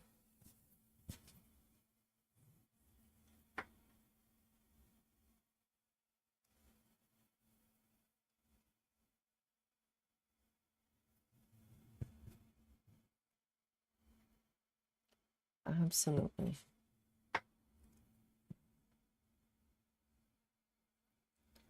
And from here to, oh, okay, I'm gonna end this thread because there's already a part thread of the same color. I'm going to take it down.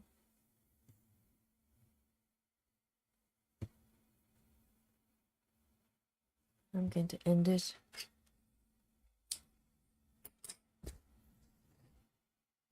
Four, 5, 2.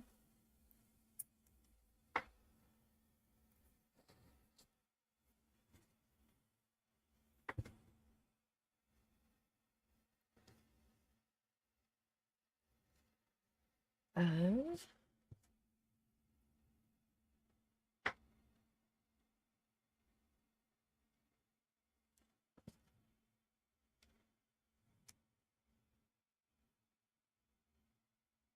just one stitch as well. So I'm going to do this one. Let me see, just make sure I've stitched in the right place. Oh, actually, I'm glad I checked. This one was part one stitch off. So it's actually here.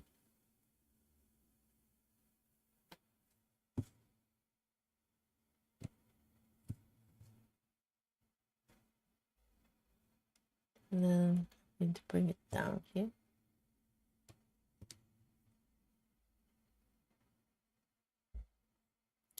So if you have a lot of end thread, you're going to just build up a little some fabric at the back. There's nothing you can do about it, but you know, if you do it orderly, it's still pretty stitchable. I haven't had problems so far. That's just the nature of the areas. There's more color changes. 4 and 4. Let me park it back.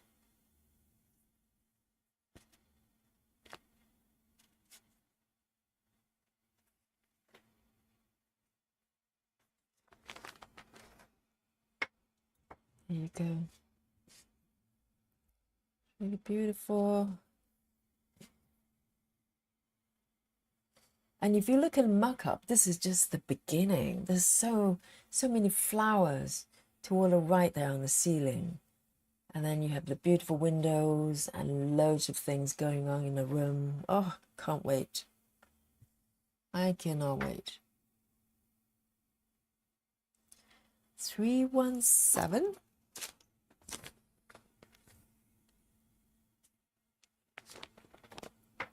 It's nice stitching a beautiful dream.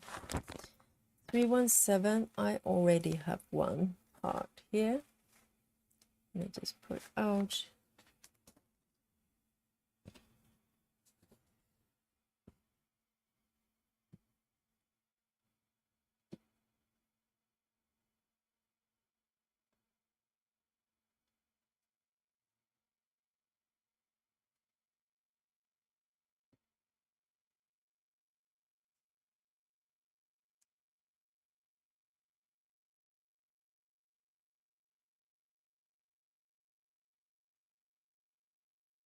And then stitch here.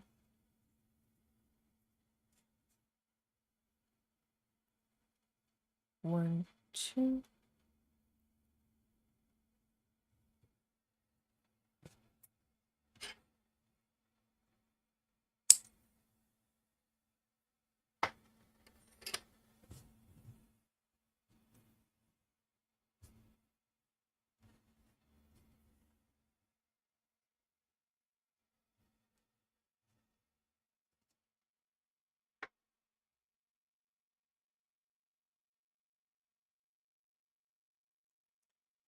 A23. A23.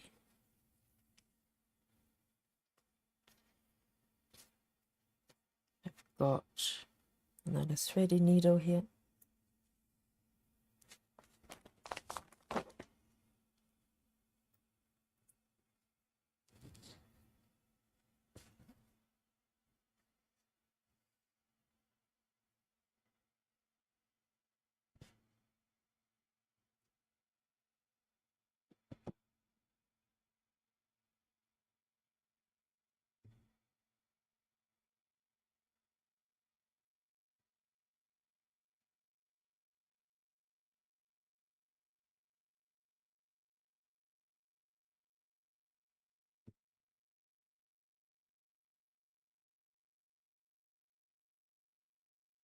And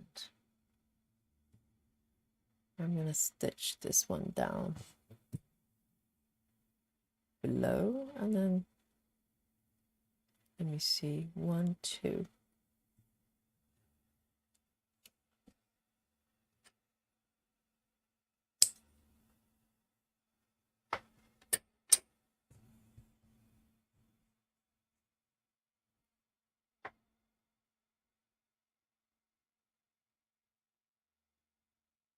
Three, 3, 7, 1.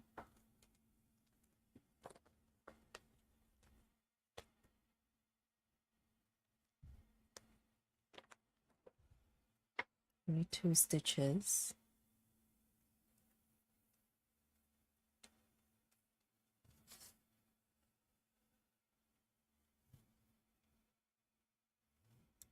Why do I snip these ones off?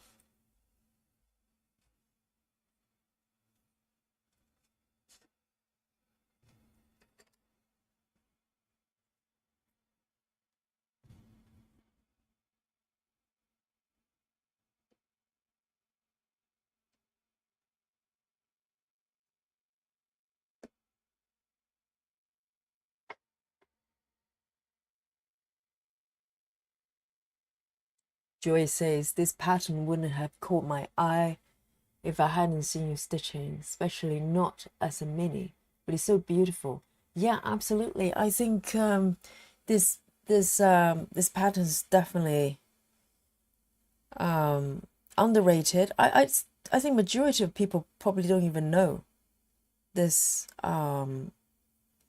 this pattern existed. It's not one of those, you know, most stitched pieces, but it's so beautiful. Definitely look up Kim Jacobs. I've got maybe 2 other pieces from, I think it's a lady, from her, and they're equally beautiful. They've got this really kind of sketch kind of style there. It's very unique.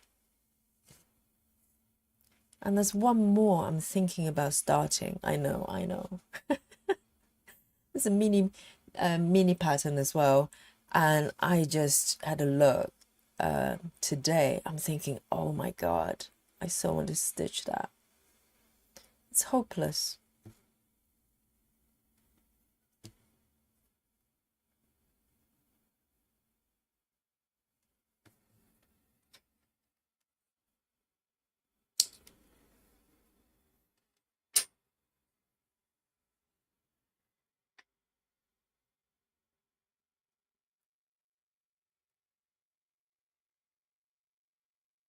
Three, 3, 7, 1.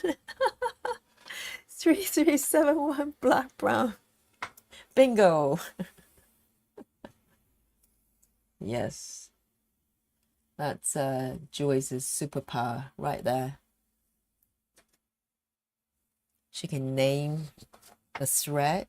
Well, if you call out a number, she knows not only what color it is, also the name, the actual name of the thread as well.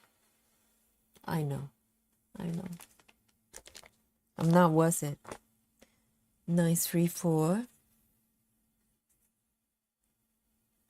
Nice.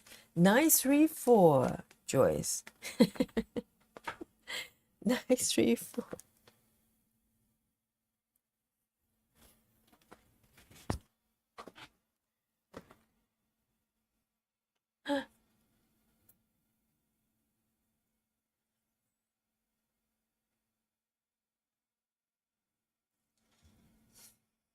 And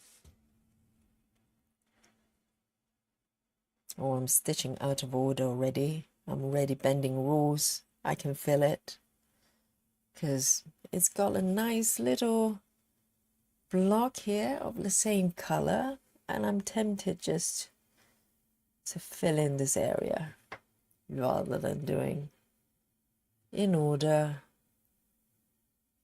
Because I can. So 1, 2.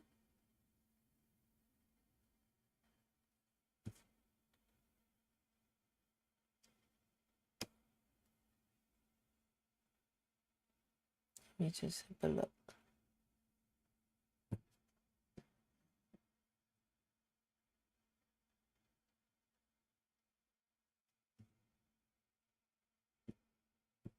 There's 3 more at the bottom. Why not?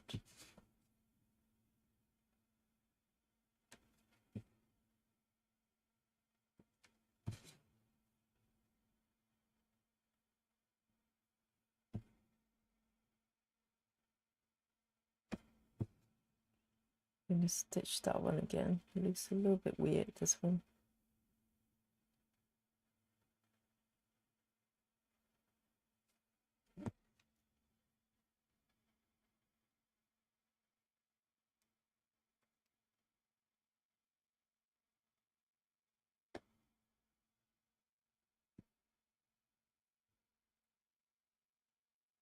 It's not the prettiest half stitch, but I'll live with that.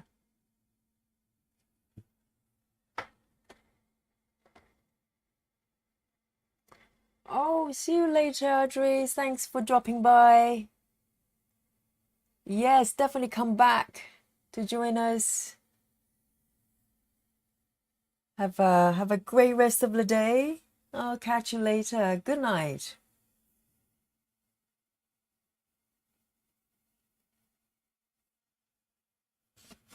Nighty night.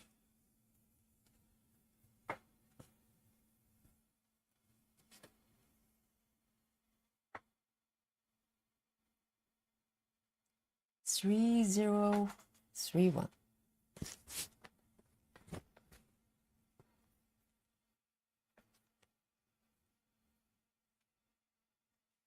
Three 031.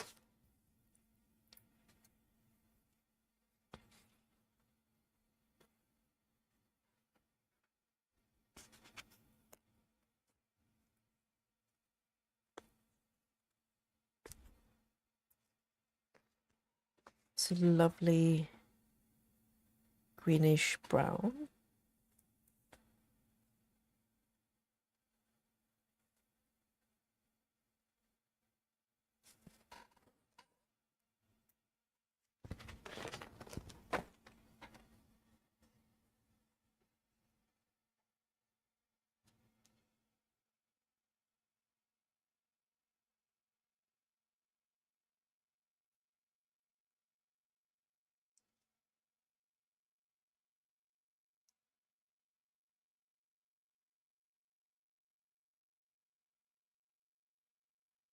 Just one stitch here.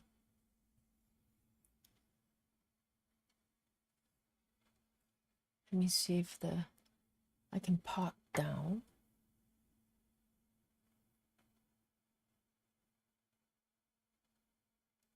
So my first choice for this method would be parking down first. If there's nothing, no stitches there, I'll part to the right. And if there's also nothing on the right, sometimes if it's close enough, I'll part diagonally down to the left as well. So it really depends. So I make a judgment call. Depends on where the next stitch is, and if not, I end it. So 1 2 3 1 2 3 4 from the left. 1 2 3 4, and part there.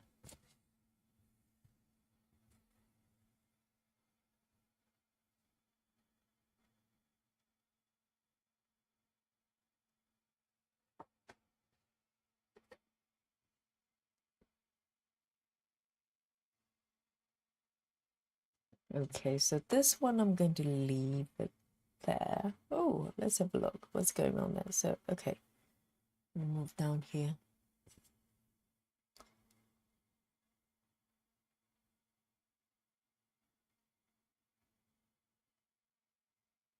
Let me double check.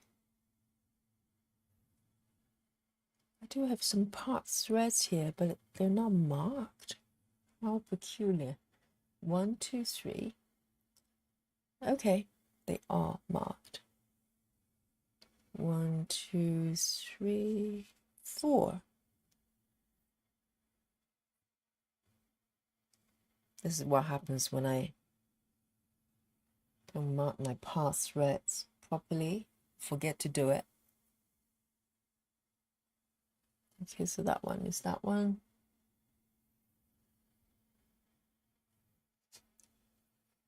There.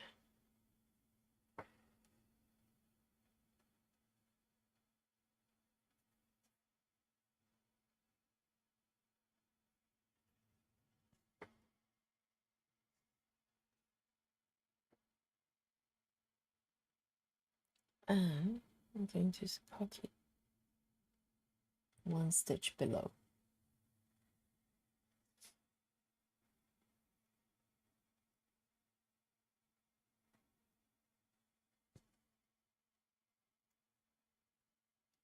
One, 2, 3.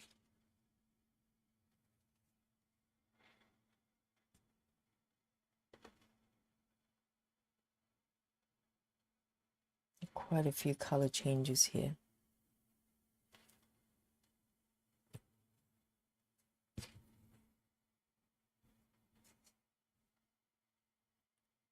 And 1, 2, 3 from here.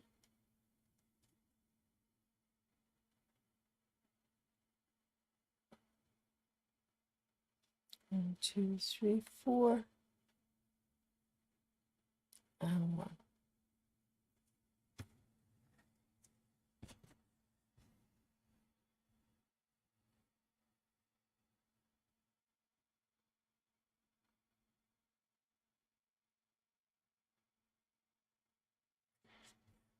Next one.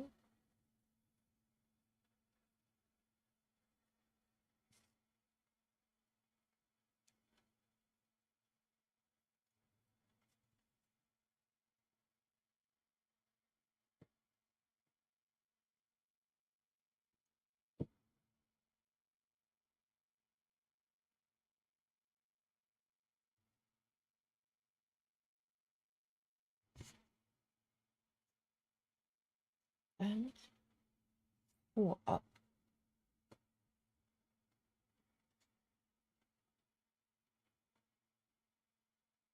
1, 2, 3, 4. And 2 from the left.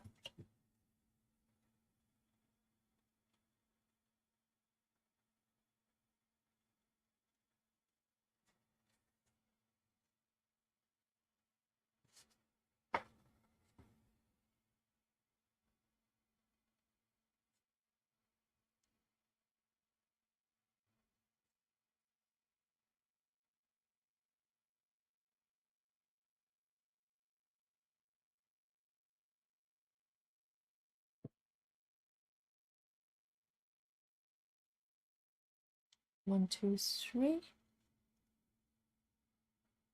And 1 below.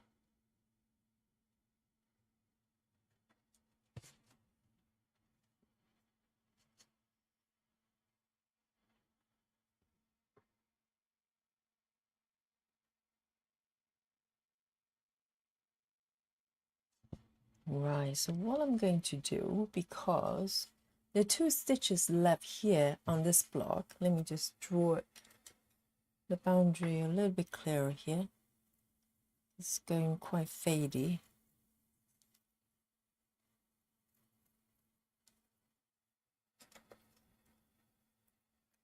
So I'm leaving the last 2 stitches here because he is using a color of a thread I've already part on the right. So instead of adding another thread of the same color just for the sake of it, I'm going to just stitch those first so I can complete the block on the left. So it's using the same color there.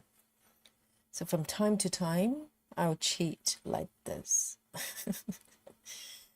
This is your project. You stitch however you want. You want to bend the rules, you bend the rules.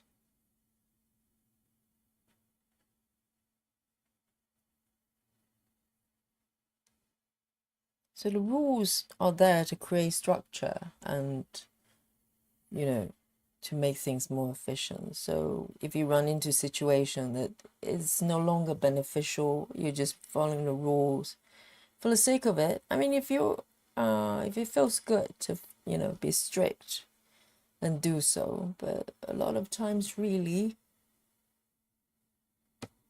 if there's no benefit in doing so.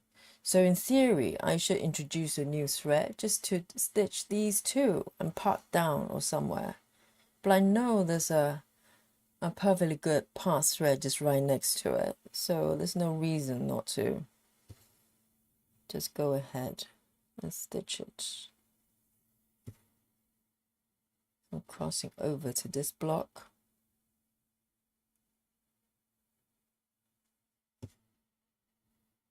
And then I am going to take the thread over here and part down.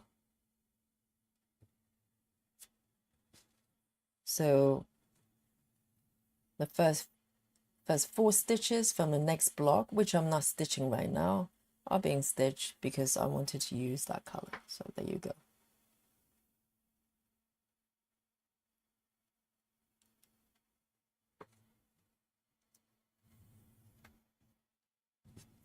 I'm gonna move these part threads away.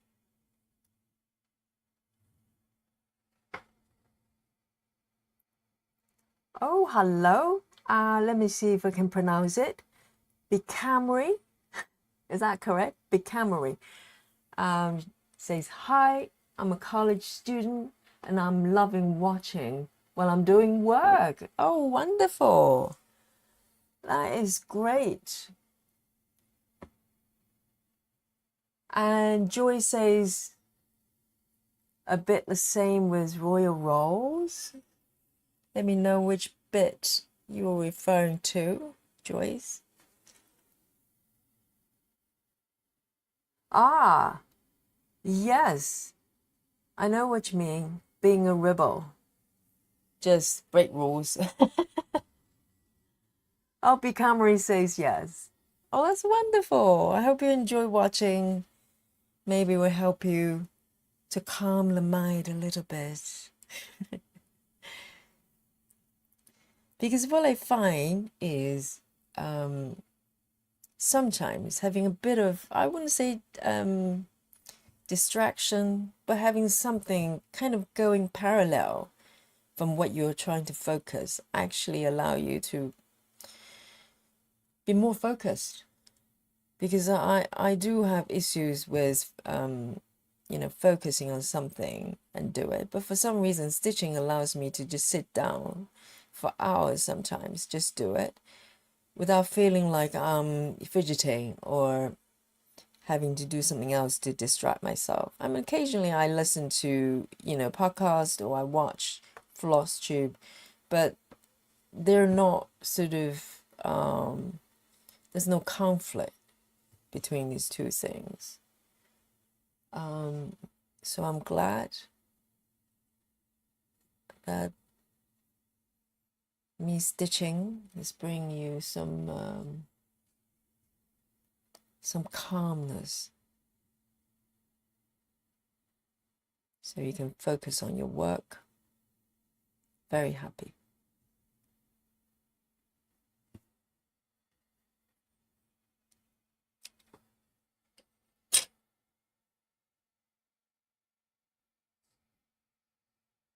Yes, Joyce, bending the rules. Why not? They're there. So bend them.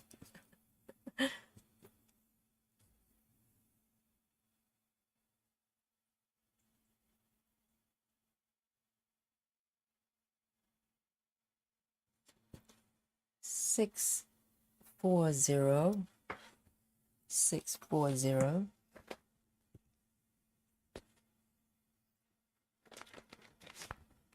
Here we go. 6, 4, 0. This is beautiful grassy green here. I should pull Got the strand here.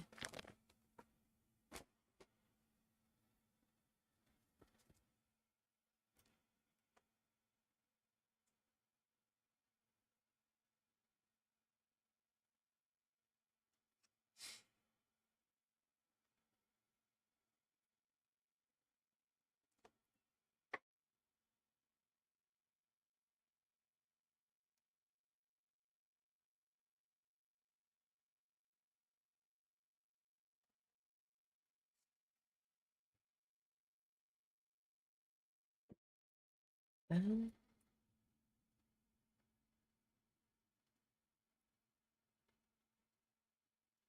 I'm always happy to start a new thread because it means I can do a loop start.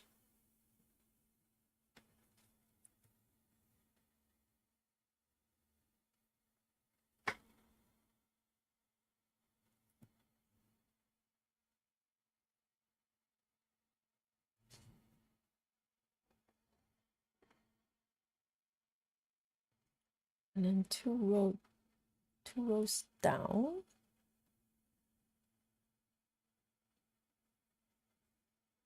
One, two, right here.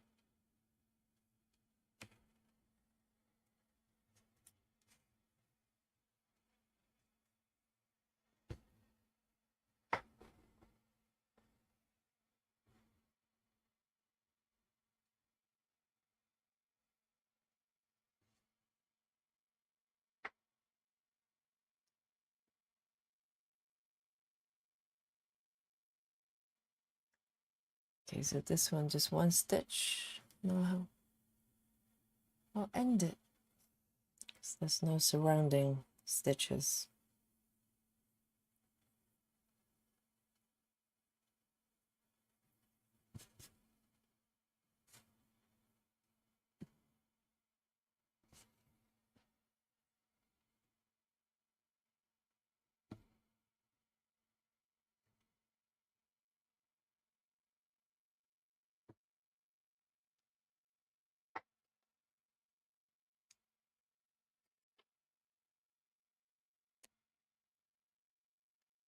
Beautiful. 8, 2, 3. And pop it back.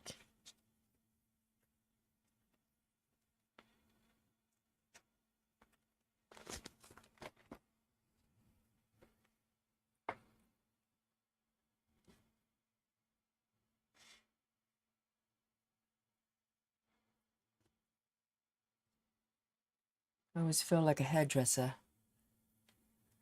All the part threads.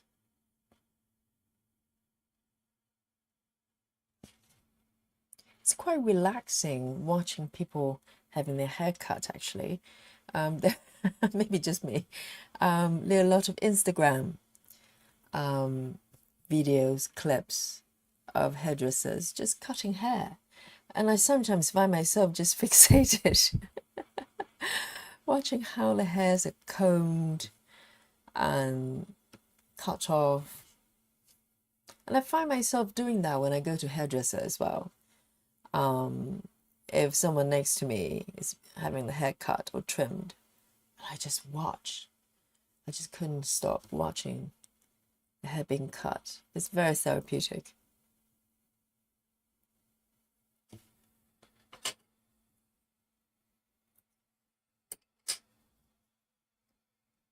Good, so that one's finished as well.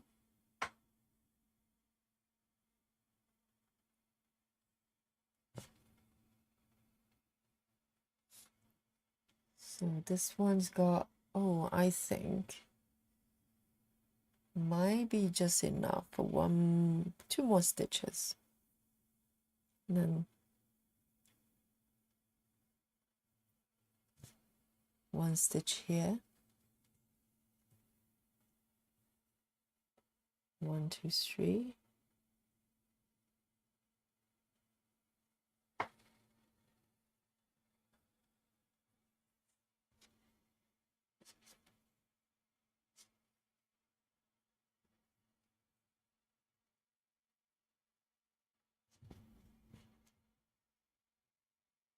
I think the fascination with part threads for me is that particularly when you have so many threads within this really close proximity, there's something about that with this amount of chaos, if you can see them as chaos, but as you stitch each single stitch, you're basically creating this image kind of emerge from underneath this chaos.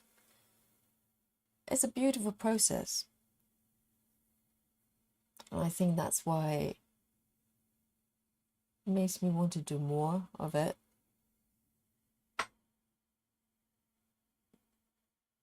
You know, it's almost like ironing.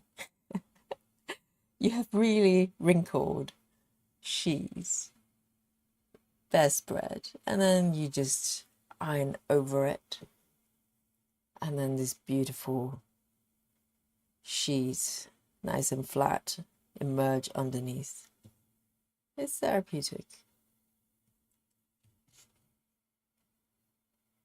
Two more here.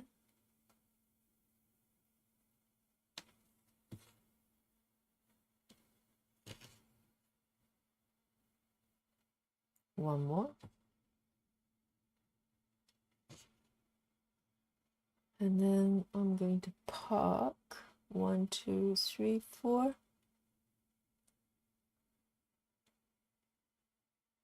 Let me double check. 1, 2, 3, 4.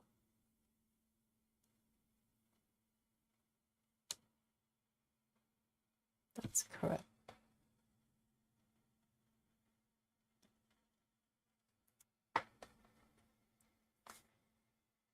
Hi, Carla. How are you today? Bray says, if I only have one color to stitch,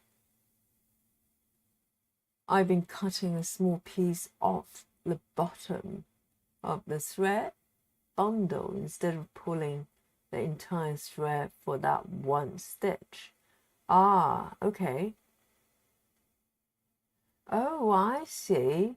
So if you have a part thread of the same color, you just cut off a small piece for one stitch. Oh, I never tried that. That's a good idea, rather than pulling out the entire full-length thread. Ooh, I might steal that. That's a very good idea. Yes, because very often you have to pull out like a new thread, and then just for that single stitch, and I have to pull it back. You see the wisdom of the stitches.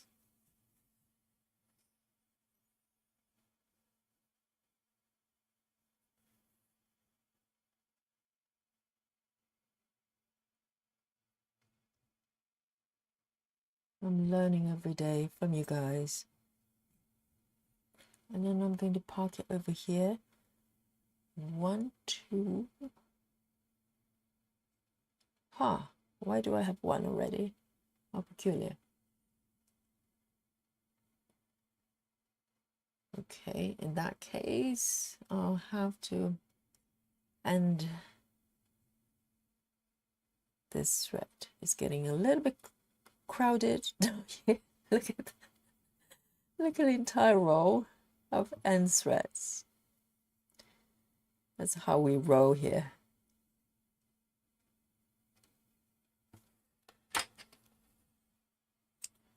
There you go.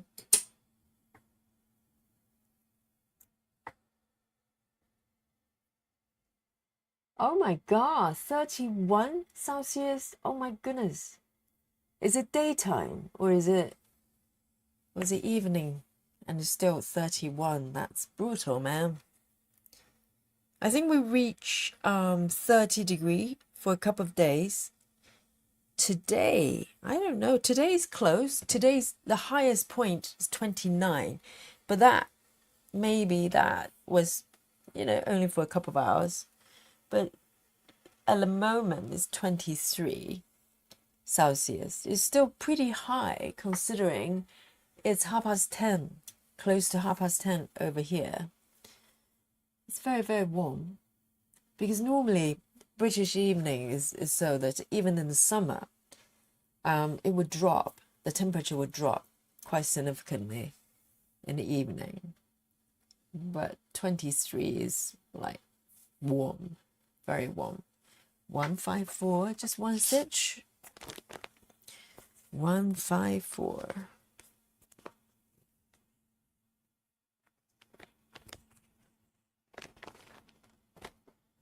One stitch here.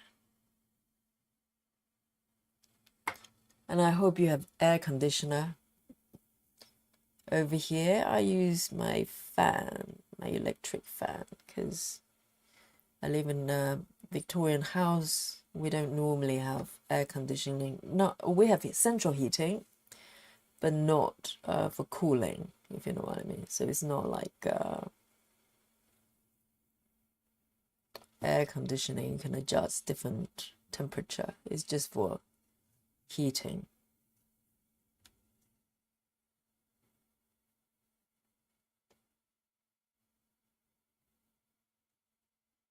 Another part thread.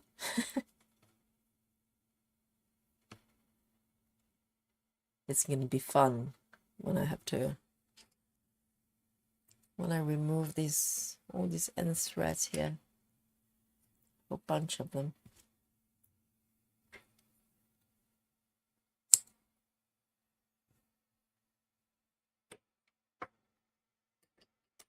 Ah, 2 p.m. That explains it. It's probably the hottest point of the day, from 12 to about 2 p.m.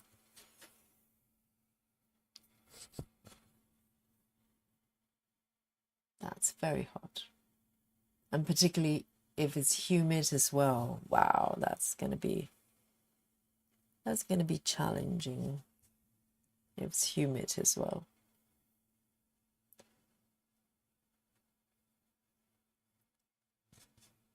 So I've got one stitch here for this block in this color, and I might, I don't know. I could park diagonally to the block adjacent to it, but I'm just thinking I'm not going to be stitching this block for a little while. I don't want to leave the part thread kind of dangling there unnecessarily, so I'm going to end it. Yes, adding another end thread here. It's like a party here. Look, it's all the party goers. You're gathering down here.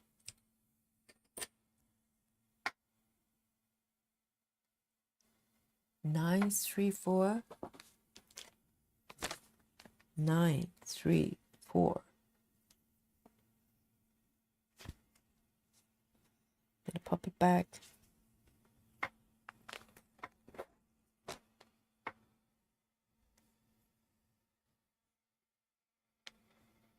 Ah, so you have a fan as well. That's good to know.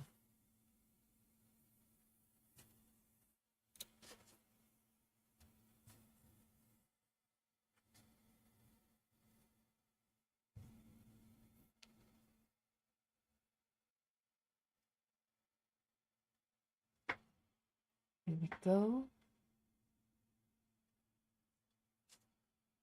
Another one stitch wonder here. The last stitch of this color in this area.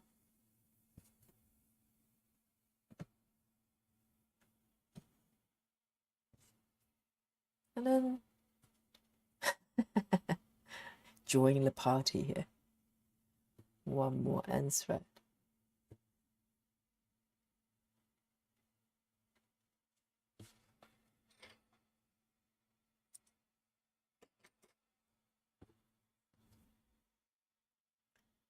Right.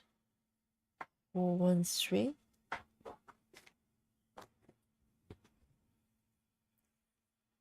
4, 1, 3.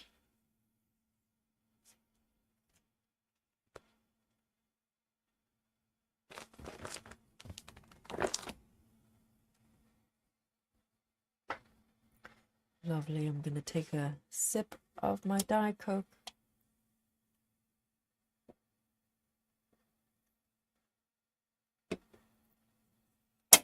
Oh, it's lovely. I know it's a bit naughty, the caffeine and everything. It tastes good.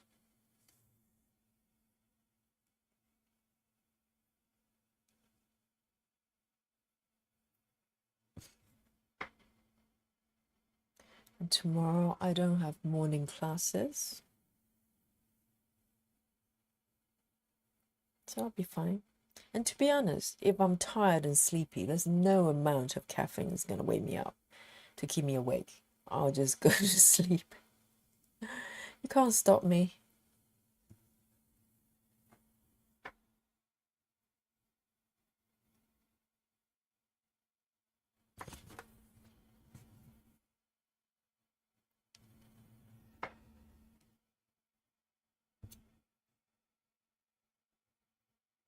All right. 640.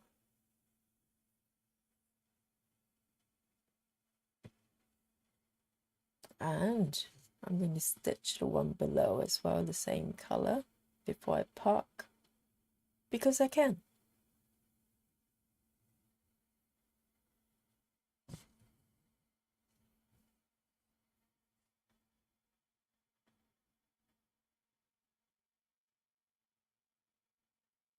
And I'm going to park below here.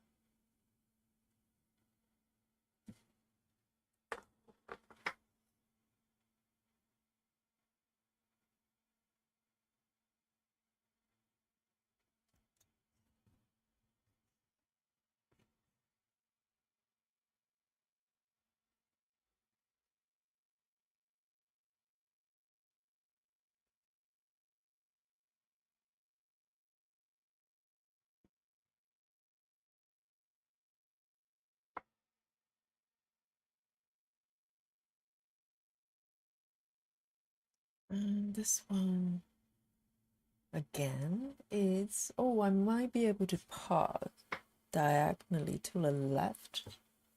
It rarely happens, but I think I'm going to park it at the bottom as well. Bottom left. To the block neck to the left as well. Here we are.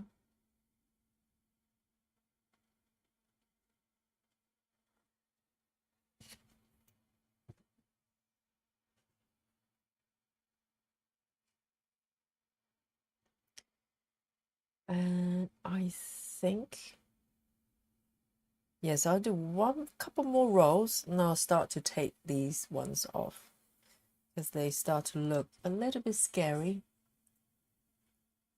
3787, 3787,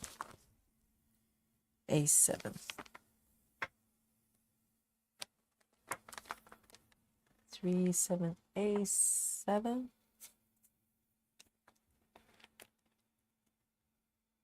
Right there.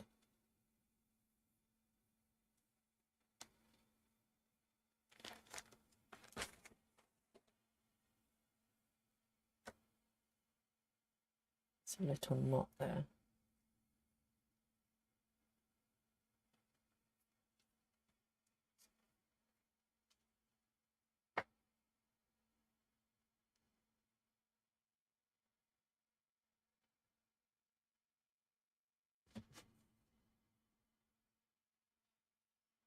Here we go. Loop start. I think I'm going to start from the right so it flows with the stitches.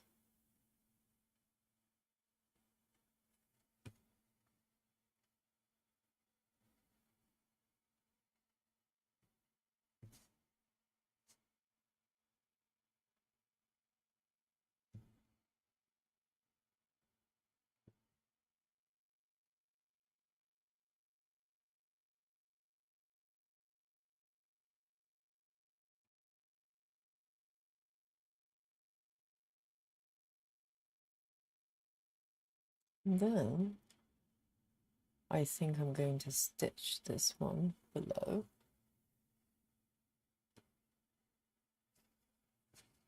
And park it over here.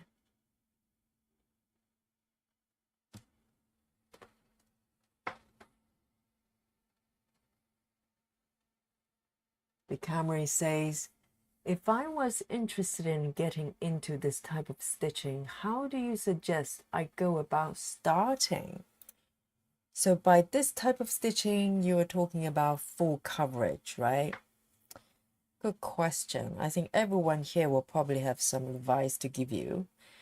I think if you're starting, probably start from the stitch count in terms of, what size of stitches you want to go for to start with. And well, I have to presume that you haven't done full coverage before. To be honest, I'll say 14 is a good place to start. You just get into the flow. I don't know whether you've done other types of cross stitching before. And so this is 22 counts. So it's probably harder for you to gauge because I'm really zoomed in. But if your eyes are not used to this sort of this size of fabric, it might look, the stitches are going to look quite small. So 14 is probably a good place to start. And then you get to kind of get used to the sort of parking methods, depends on how you go about it. And there are many, many different methods you can go for. You can do block by block.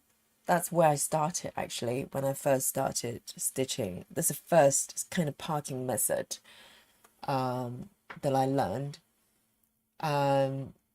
So you can start there and start experimenting. I'll say pick a smaller piece. It doesn't have to be heaven and earth. There are smaller pieces on Etsy. There's full coverage, so you still get to, get to experience in terms of how you want to organize your, sort of how you stitch, so to speak. But not get overwhelmed by the size, because the chances are, by the time you get used to maybe stitch for a little while, you probably want to go on to stitch a larger piece as a challenge. I suspect. I think most stitchers probably end up doing that. Oh,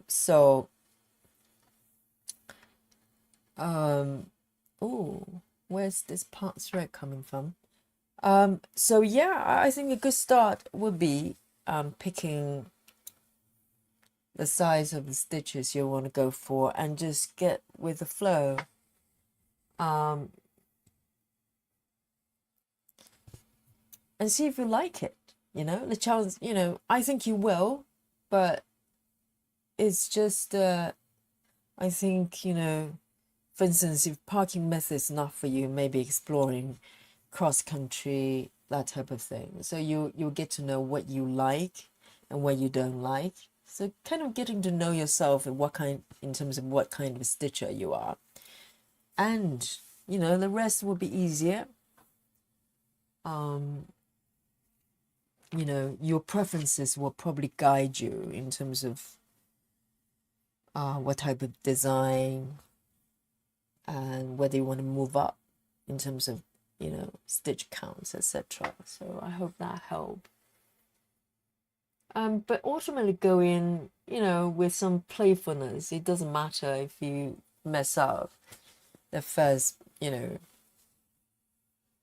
wouldn't say mess up an entire piece. Maybe in the beginning probably doesn't go as well as you think it would be, but everybody goes through that because, this is not a typical kind of cross-stitching projects people do, like samplers and stuff. It's totally different, way of stitching. So, yeah, just go in with open mind, just be playful. And ultimately, you have to enjoy the stitching. So it doesn't matter how you do it, just enjoy the stitching experience.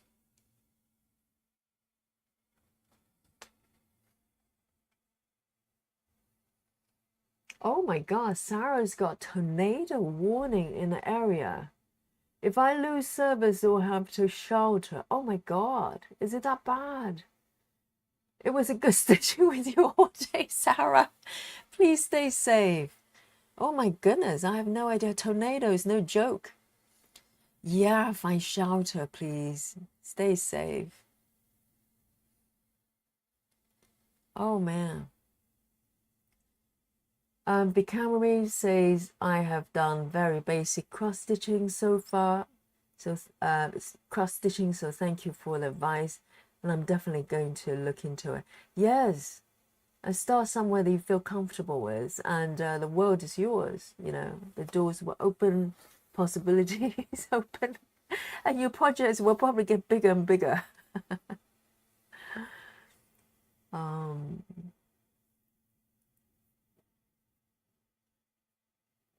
Oh yeah, great advice from Joyce. There are a few free patterns available on Heaven and Earth. They do, yes, they do have free patterns for you to try, and they tend to be a little bit smaller.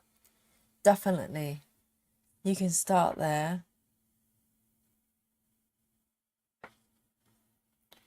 And get some floss together. Depends on where you are.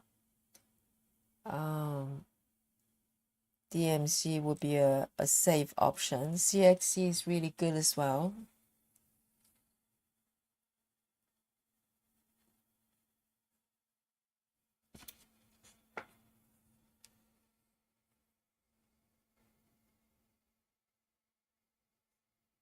Grace says, thank you for stitching with you, Sarah. That's so hardcore. Yes, you want to keep stitching in the life and death situation. Yes, you'll keep you calm and collected. Very good. Great advice, Grace.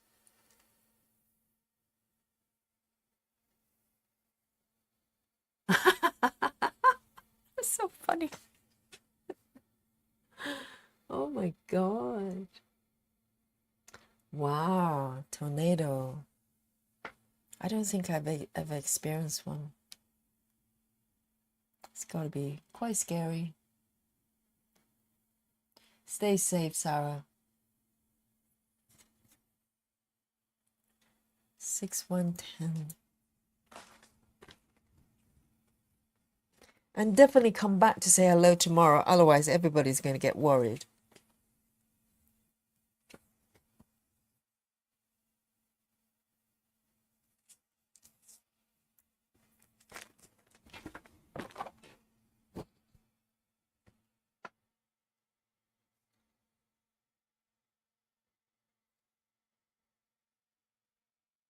Wow.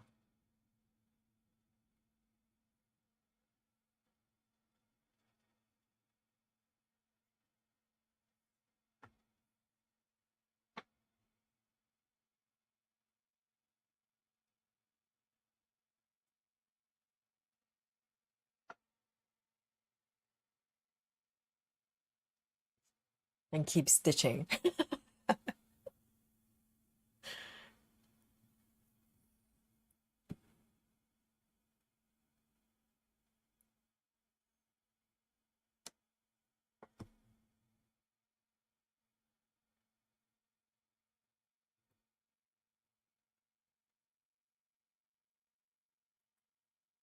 And I'm going to pop down here.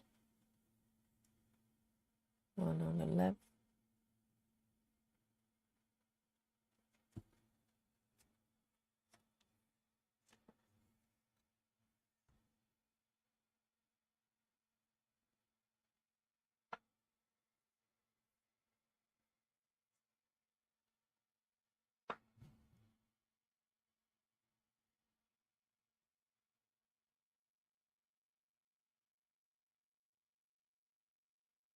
Three, 7, 8, 7.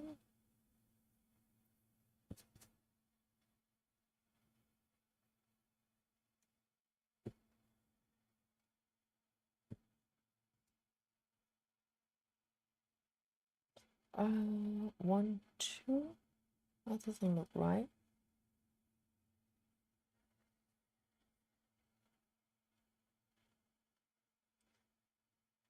and 2 stitches here.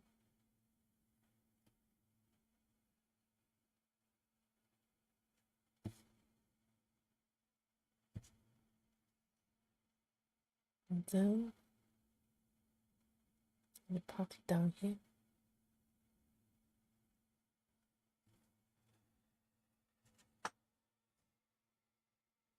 Kansas. Okay, that's where Sarah is. Oh my God. Tornado Alley. My God, so you get those all the time? Man.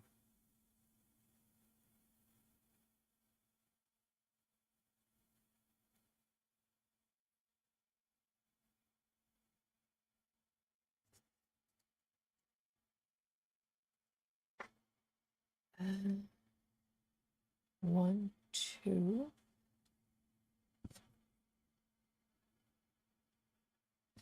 Let me double check this. 1, 2. Oh, that's why I was getting confused. I think I put it in the wrong place. 1, 2, 3. The second one. And that one.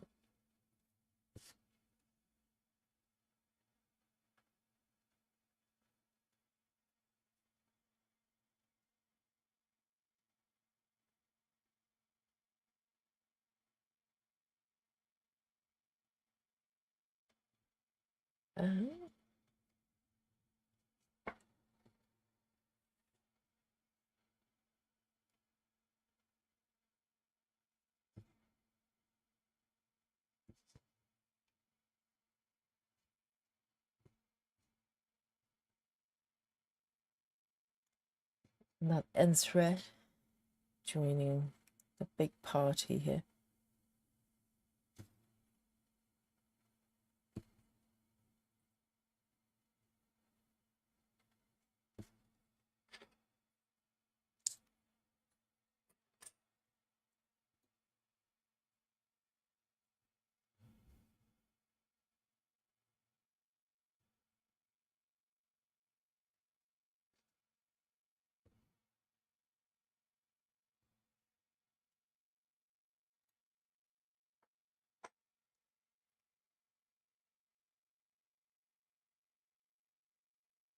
The Cameron says she's from California and have earthquakes.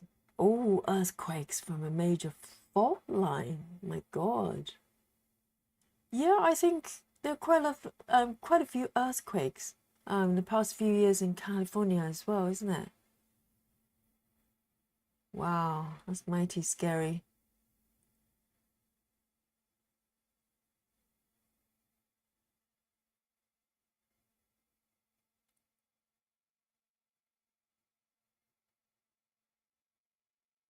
Oh my God.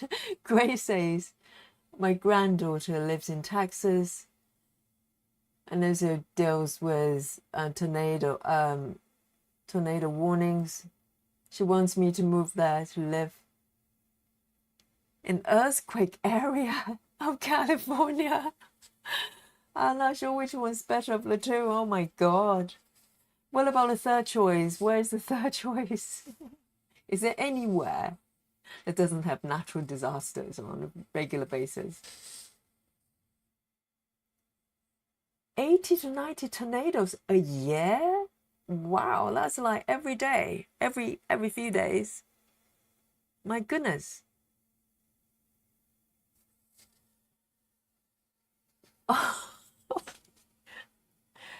Yeah, I think, Grace, you need a third choice.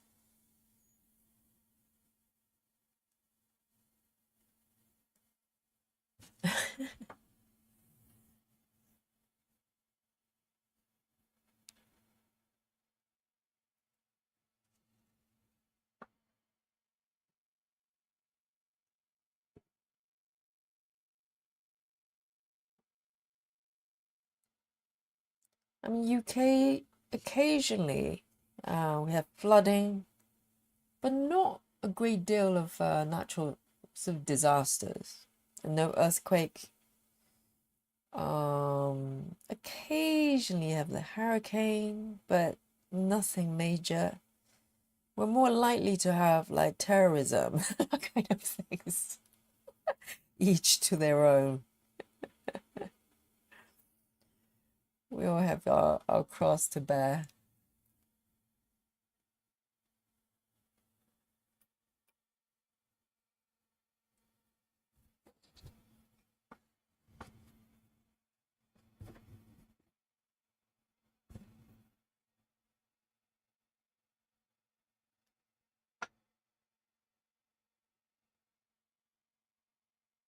Right, I am going to introduce another color here, 612.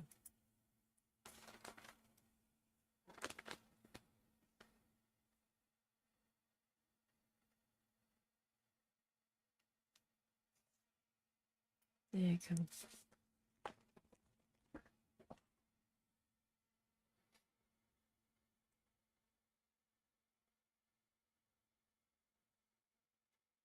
Oh, so Gray says hours in the Netherlands are rather safe, but then again, parts of the country is below sea level. Do you have like tsunami or flooding or stuff like that? Yeah, I don't think I ever heard of some Netherlands being sort of under some sort of natural disaster situation. Grace, maybe Netherlands is a choice. Do you have option to go there instead?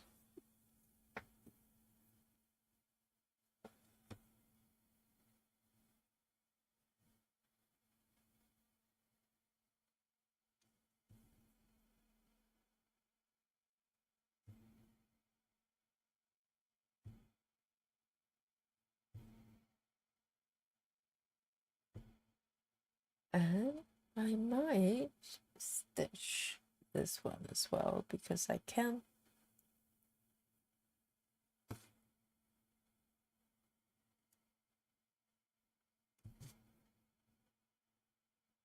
And then park it down here, one row down.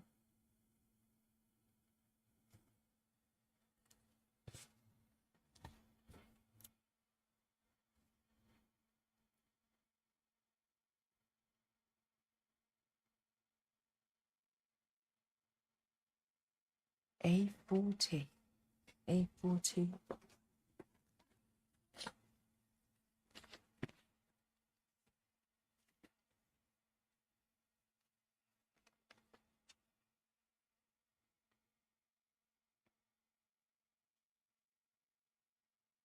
Oops.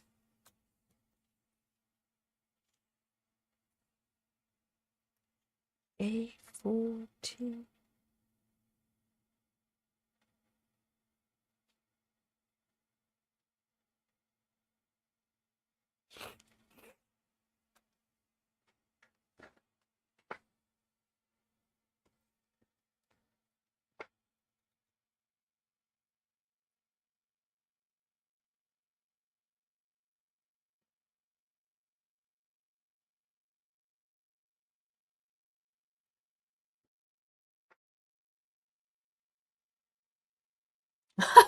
Grace says she's on the way. Oh my god.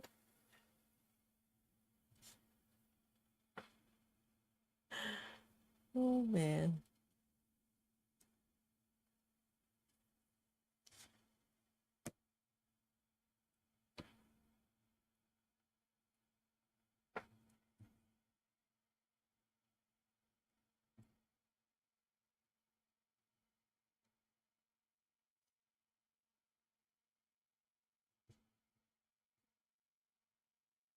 It just feels like countries like Netherlands, Norway, and places like that. You never hear of any crime. I'm sure they are, but it just seems like there's no crime, there's no political problems, there's just generally abundant, and everybody's well educated.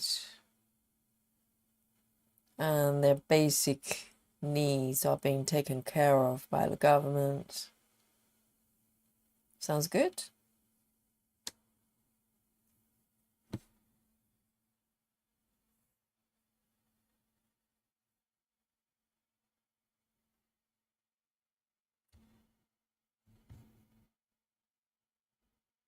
One, two.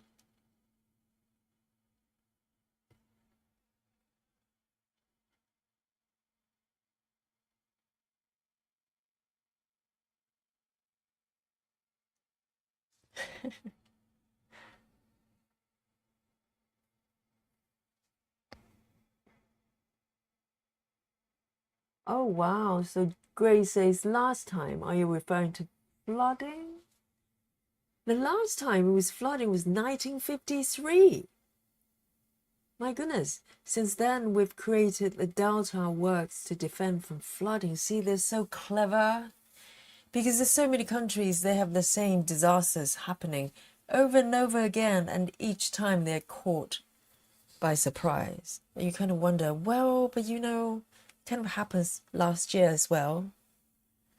You know, did it not occur to you to do something about it?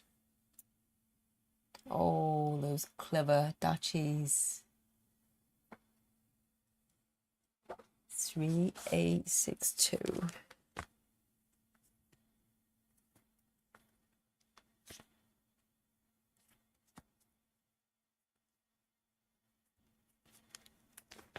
Three, 6, 2.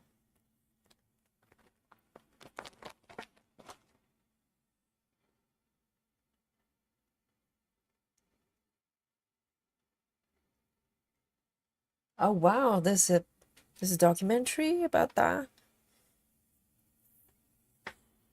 Amazing.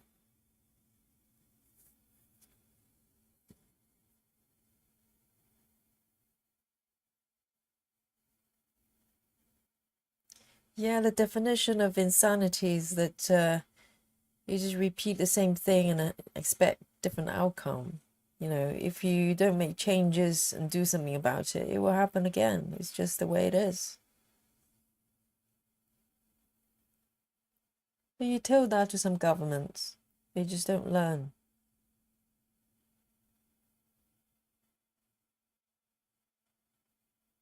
Oh, this bit is a little bit tight here.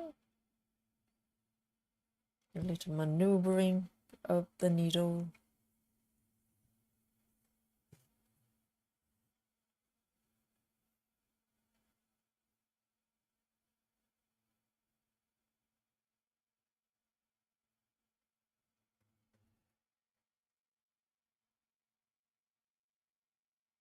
And park.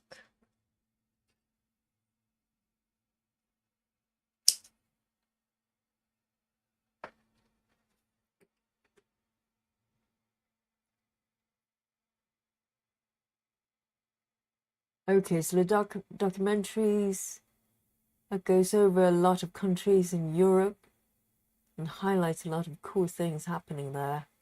And they had an episode on the Netherlands. Which one is it? What is the title? I love documentaries. If I go on to like BBC iPlayer or Netflix, if I have the subscription, I don't have right now, or Prime Videos, the first section is definitely documentaries. Because I'm a nerd. I just need to know stuff. Not that I know a lot, but I just like information. You know, I have very little interest in drama. Sometimes there's some good ones, but my attention always goes to documentaries first. I might end this one as well, and then I'm going to end it one block below, and I'm going to start removing those crazy end threads. It's one big festival going on here. Look. Look at this. Man. So I'm going to tease them out one by one and snip them off. They should all be kind of anchored down by now, I'm hoping.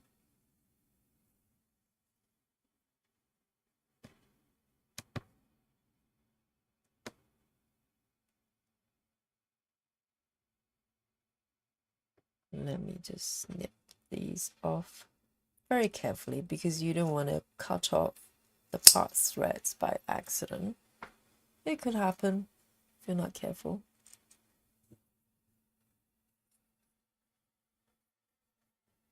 Oh, it's called Euro from above. Nice one. I'll look it up.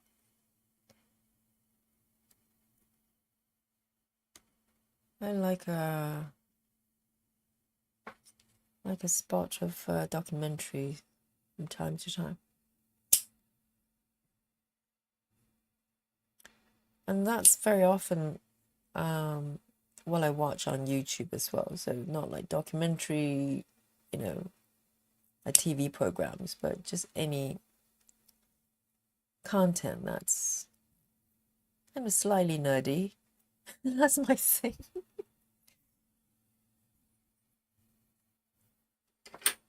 Right.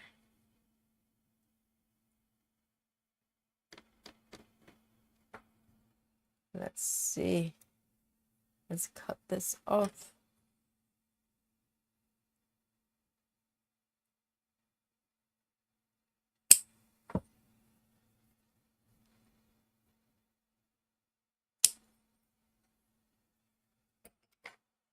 And then anything else, the remaining bits, the poking through, I just tease them down.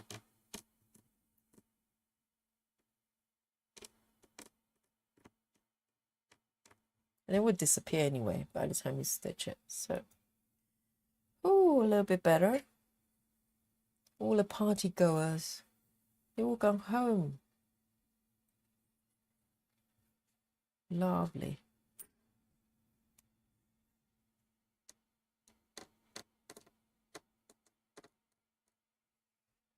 Good. A party of can-can dancers. Exactly. Exactly. But this is the end of the show. Time to go home. Much better. Oh, space.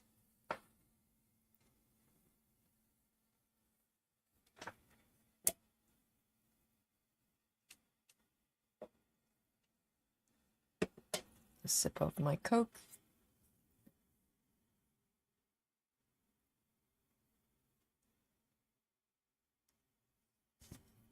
And pick up this one.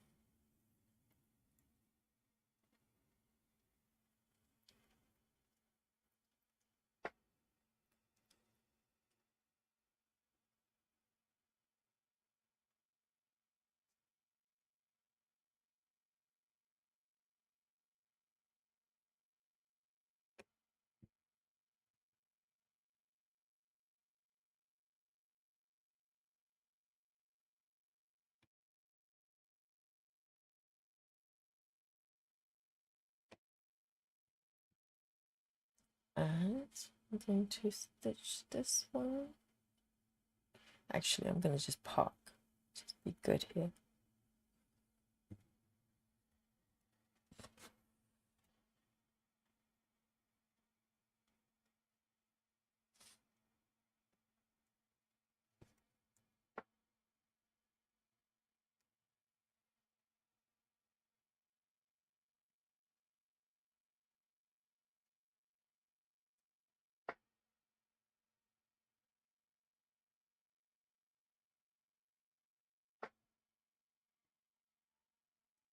And I'm going to stitch this one below.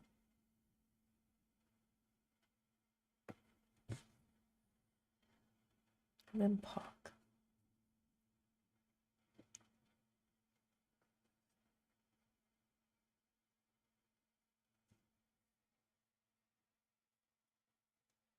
Lovely.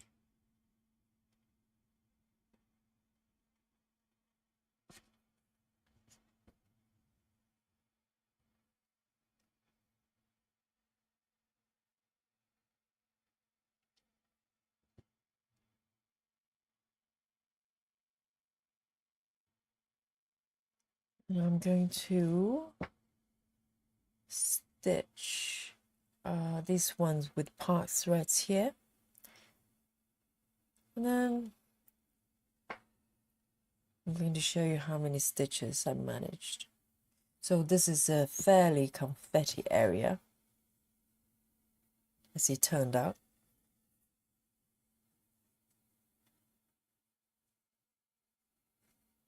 So this one, I can park it down here. There's one stitch here waiting for me. And I'm really glad I've cleared the party, because otherwise it would be a little bit crazy here.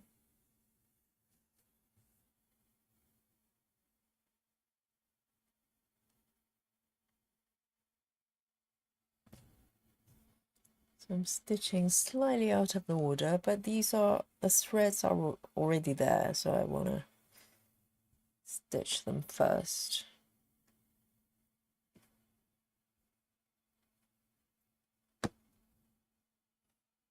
Two stitches here. 1, 2.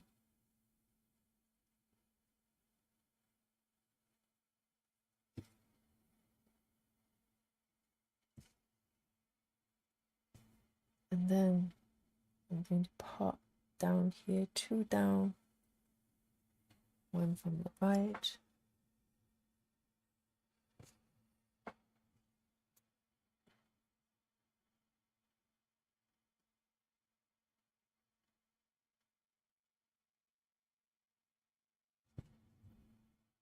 And then I'm going to just stitch 1 more here. Or maybe 2 more. There's another thread there available.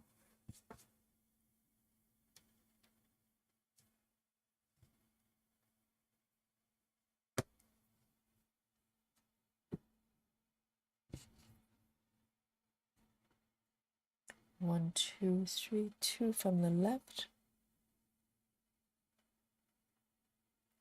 And 1, 2, 3, 4, 4 from the bottom.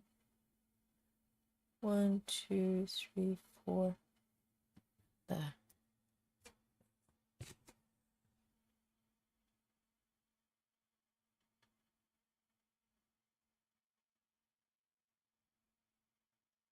And then 2 more stitches.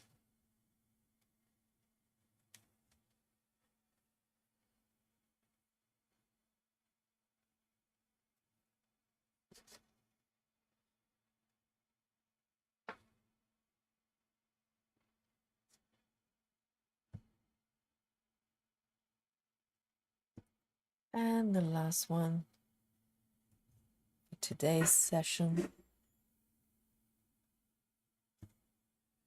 Beautiful.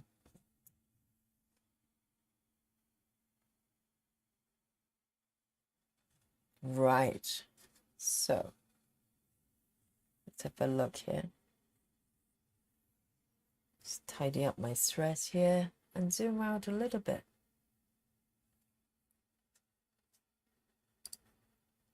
So today I've completed this block here, and then this block is about 85% finished. So this is a great method when you're dealing with a lot of confetti here. So, you know, with the bouquets of flowers here, there's going to be a lot of thread changes, so 1 stitch at a time. So let me show you one more time the markup. Some of you might not have seen it in this full glory. There you go. So where I am right now is the upper left. You see that red, maybe it's roses, I'm not sure what flowers they are. That's where I am, with a bit of blue flowers on the right there. And so there's a lot of color changes there, so you know, I'm ready for that. And it's a beautiful design here, and I'm going to show you the number of stitches I have completed. Just give you a more zoom out view here. So today I actually started from three stitches because I had let me just unselect. I had three loose stitches I actually completed before I started today's session. So I've completed 175 stitches. Doesn't sound like a lot, but when there's so much confetti, this is not bad at all. And my progress for the piece is 4.52. Here, see if we can see it here. 4.52. So move forward slightly, little bit at a time. And so I'm going to continue to work on it. You can see there's a little bit, it's filled up a little bit more. So I'm very happy. So that's my progress today. And thank you, Becomry. And definitely take the advice from Grace. Get a free pattern and start from there because they tend to be smaller. And you can see if you like it. So, Becomry asks, how long do pieces like this usually take? That's a $2 million question.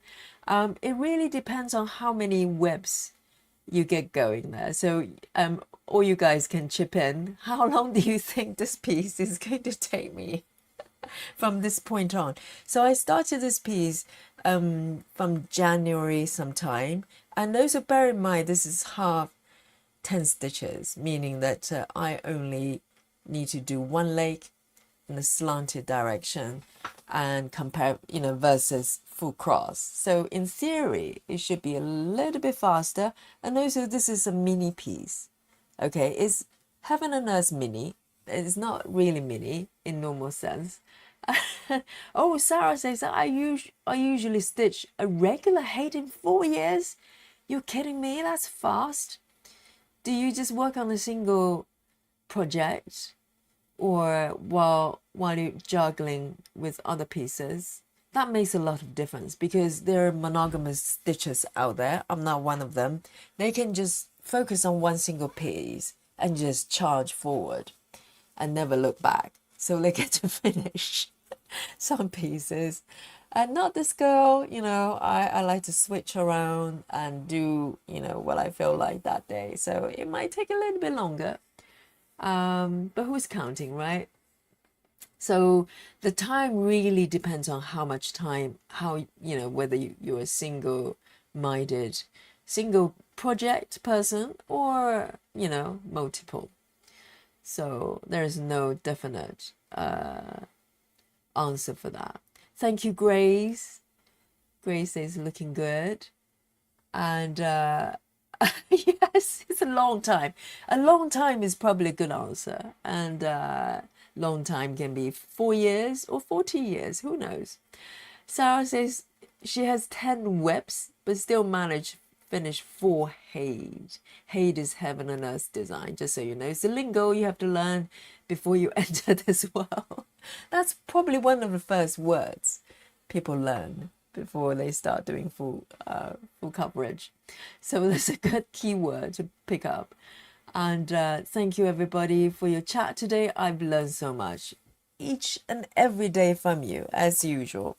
So thank you for being here, and also those who are watching maybe in the background doing whatever they do, either stitching or other things. Thank you for being here. I hope you enjoy this session and the chatter as well, and definitely whenever you're ready, come to join us, and I'm sure I'll be able to learn a lot of things from you guys as well. So thank you everyone. With that, I'm going to say goodnight to you all. This is 11 past 11. Wow, 1111 in London, and which is quite early in my time for me. It's not unusual. I stitch all the way into midnight. So I'm going to get a cup of tea and have some rest as well. And I'll be back tomorrow with another piece. Who knows? It's going to be a surprise to me. what I'm going to stitch, and it's going to be a surprise for you, hopefully. So with that, good night from me from London with love and peace. And nighty night, everyone. Thank you, everyone. I'll see you tomorrow. Nighty night. Have a good rest of the Sunday, wherever you are. Night.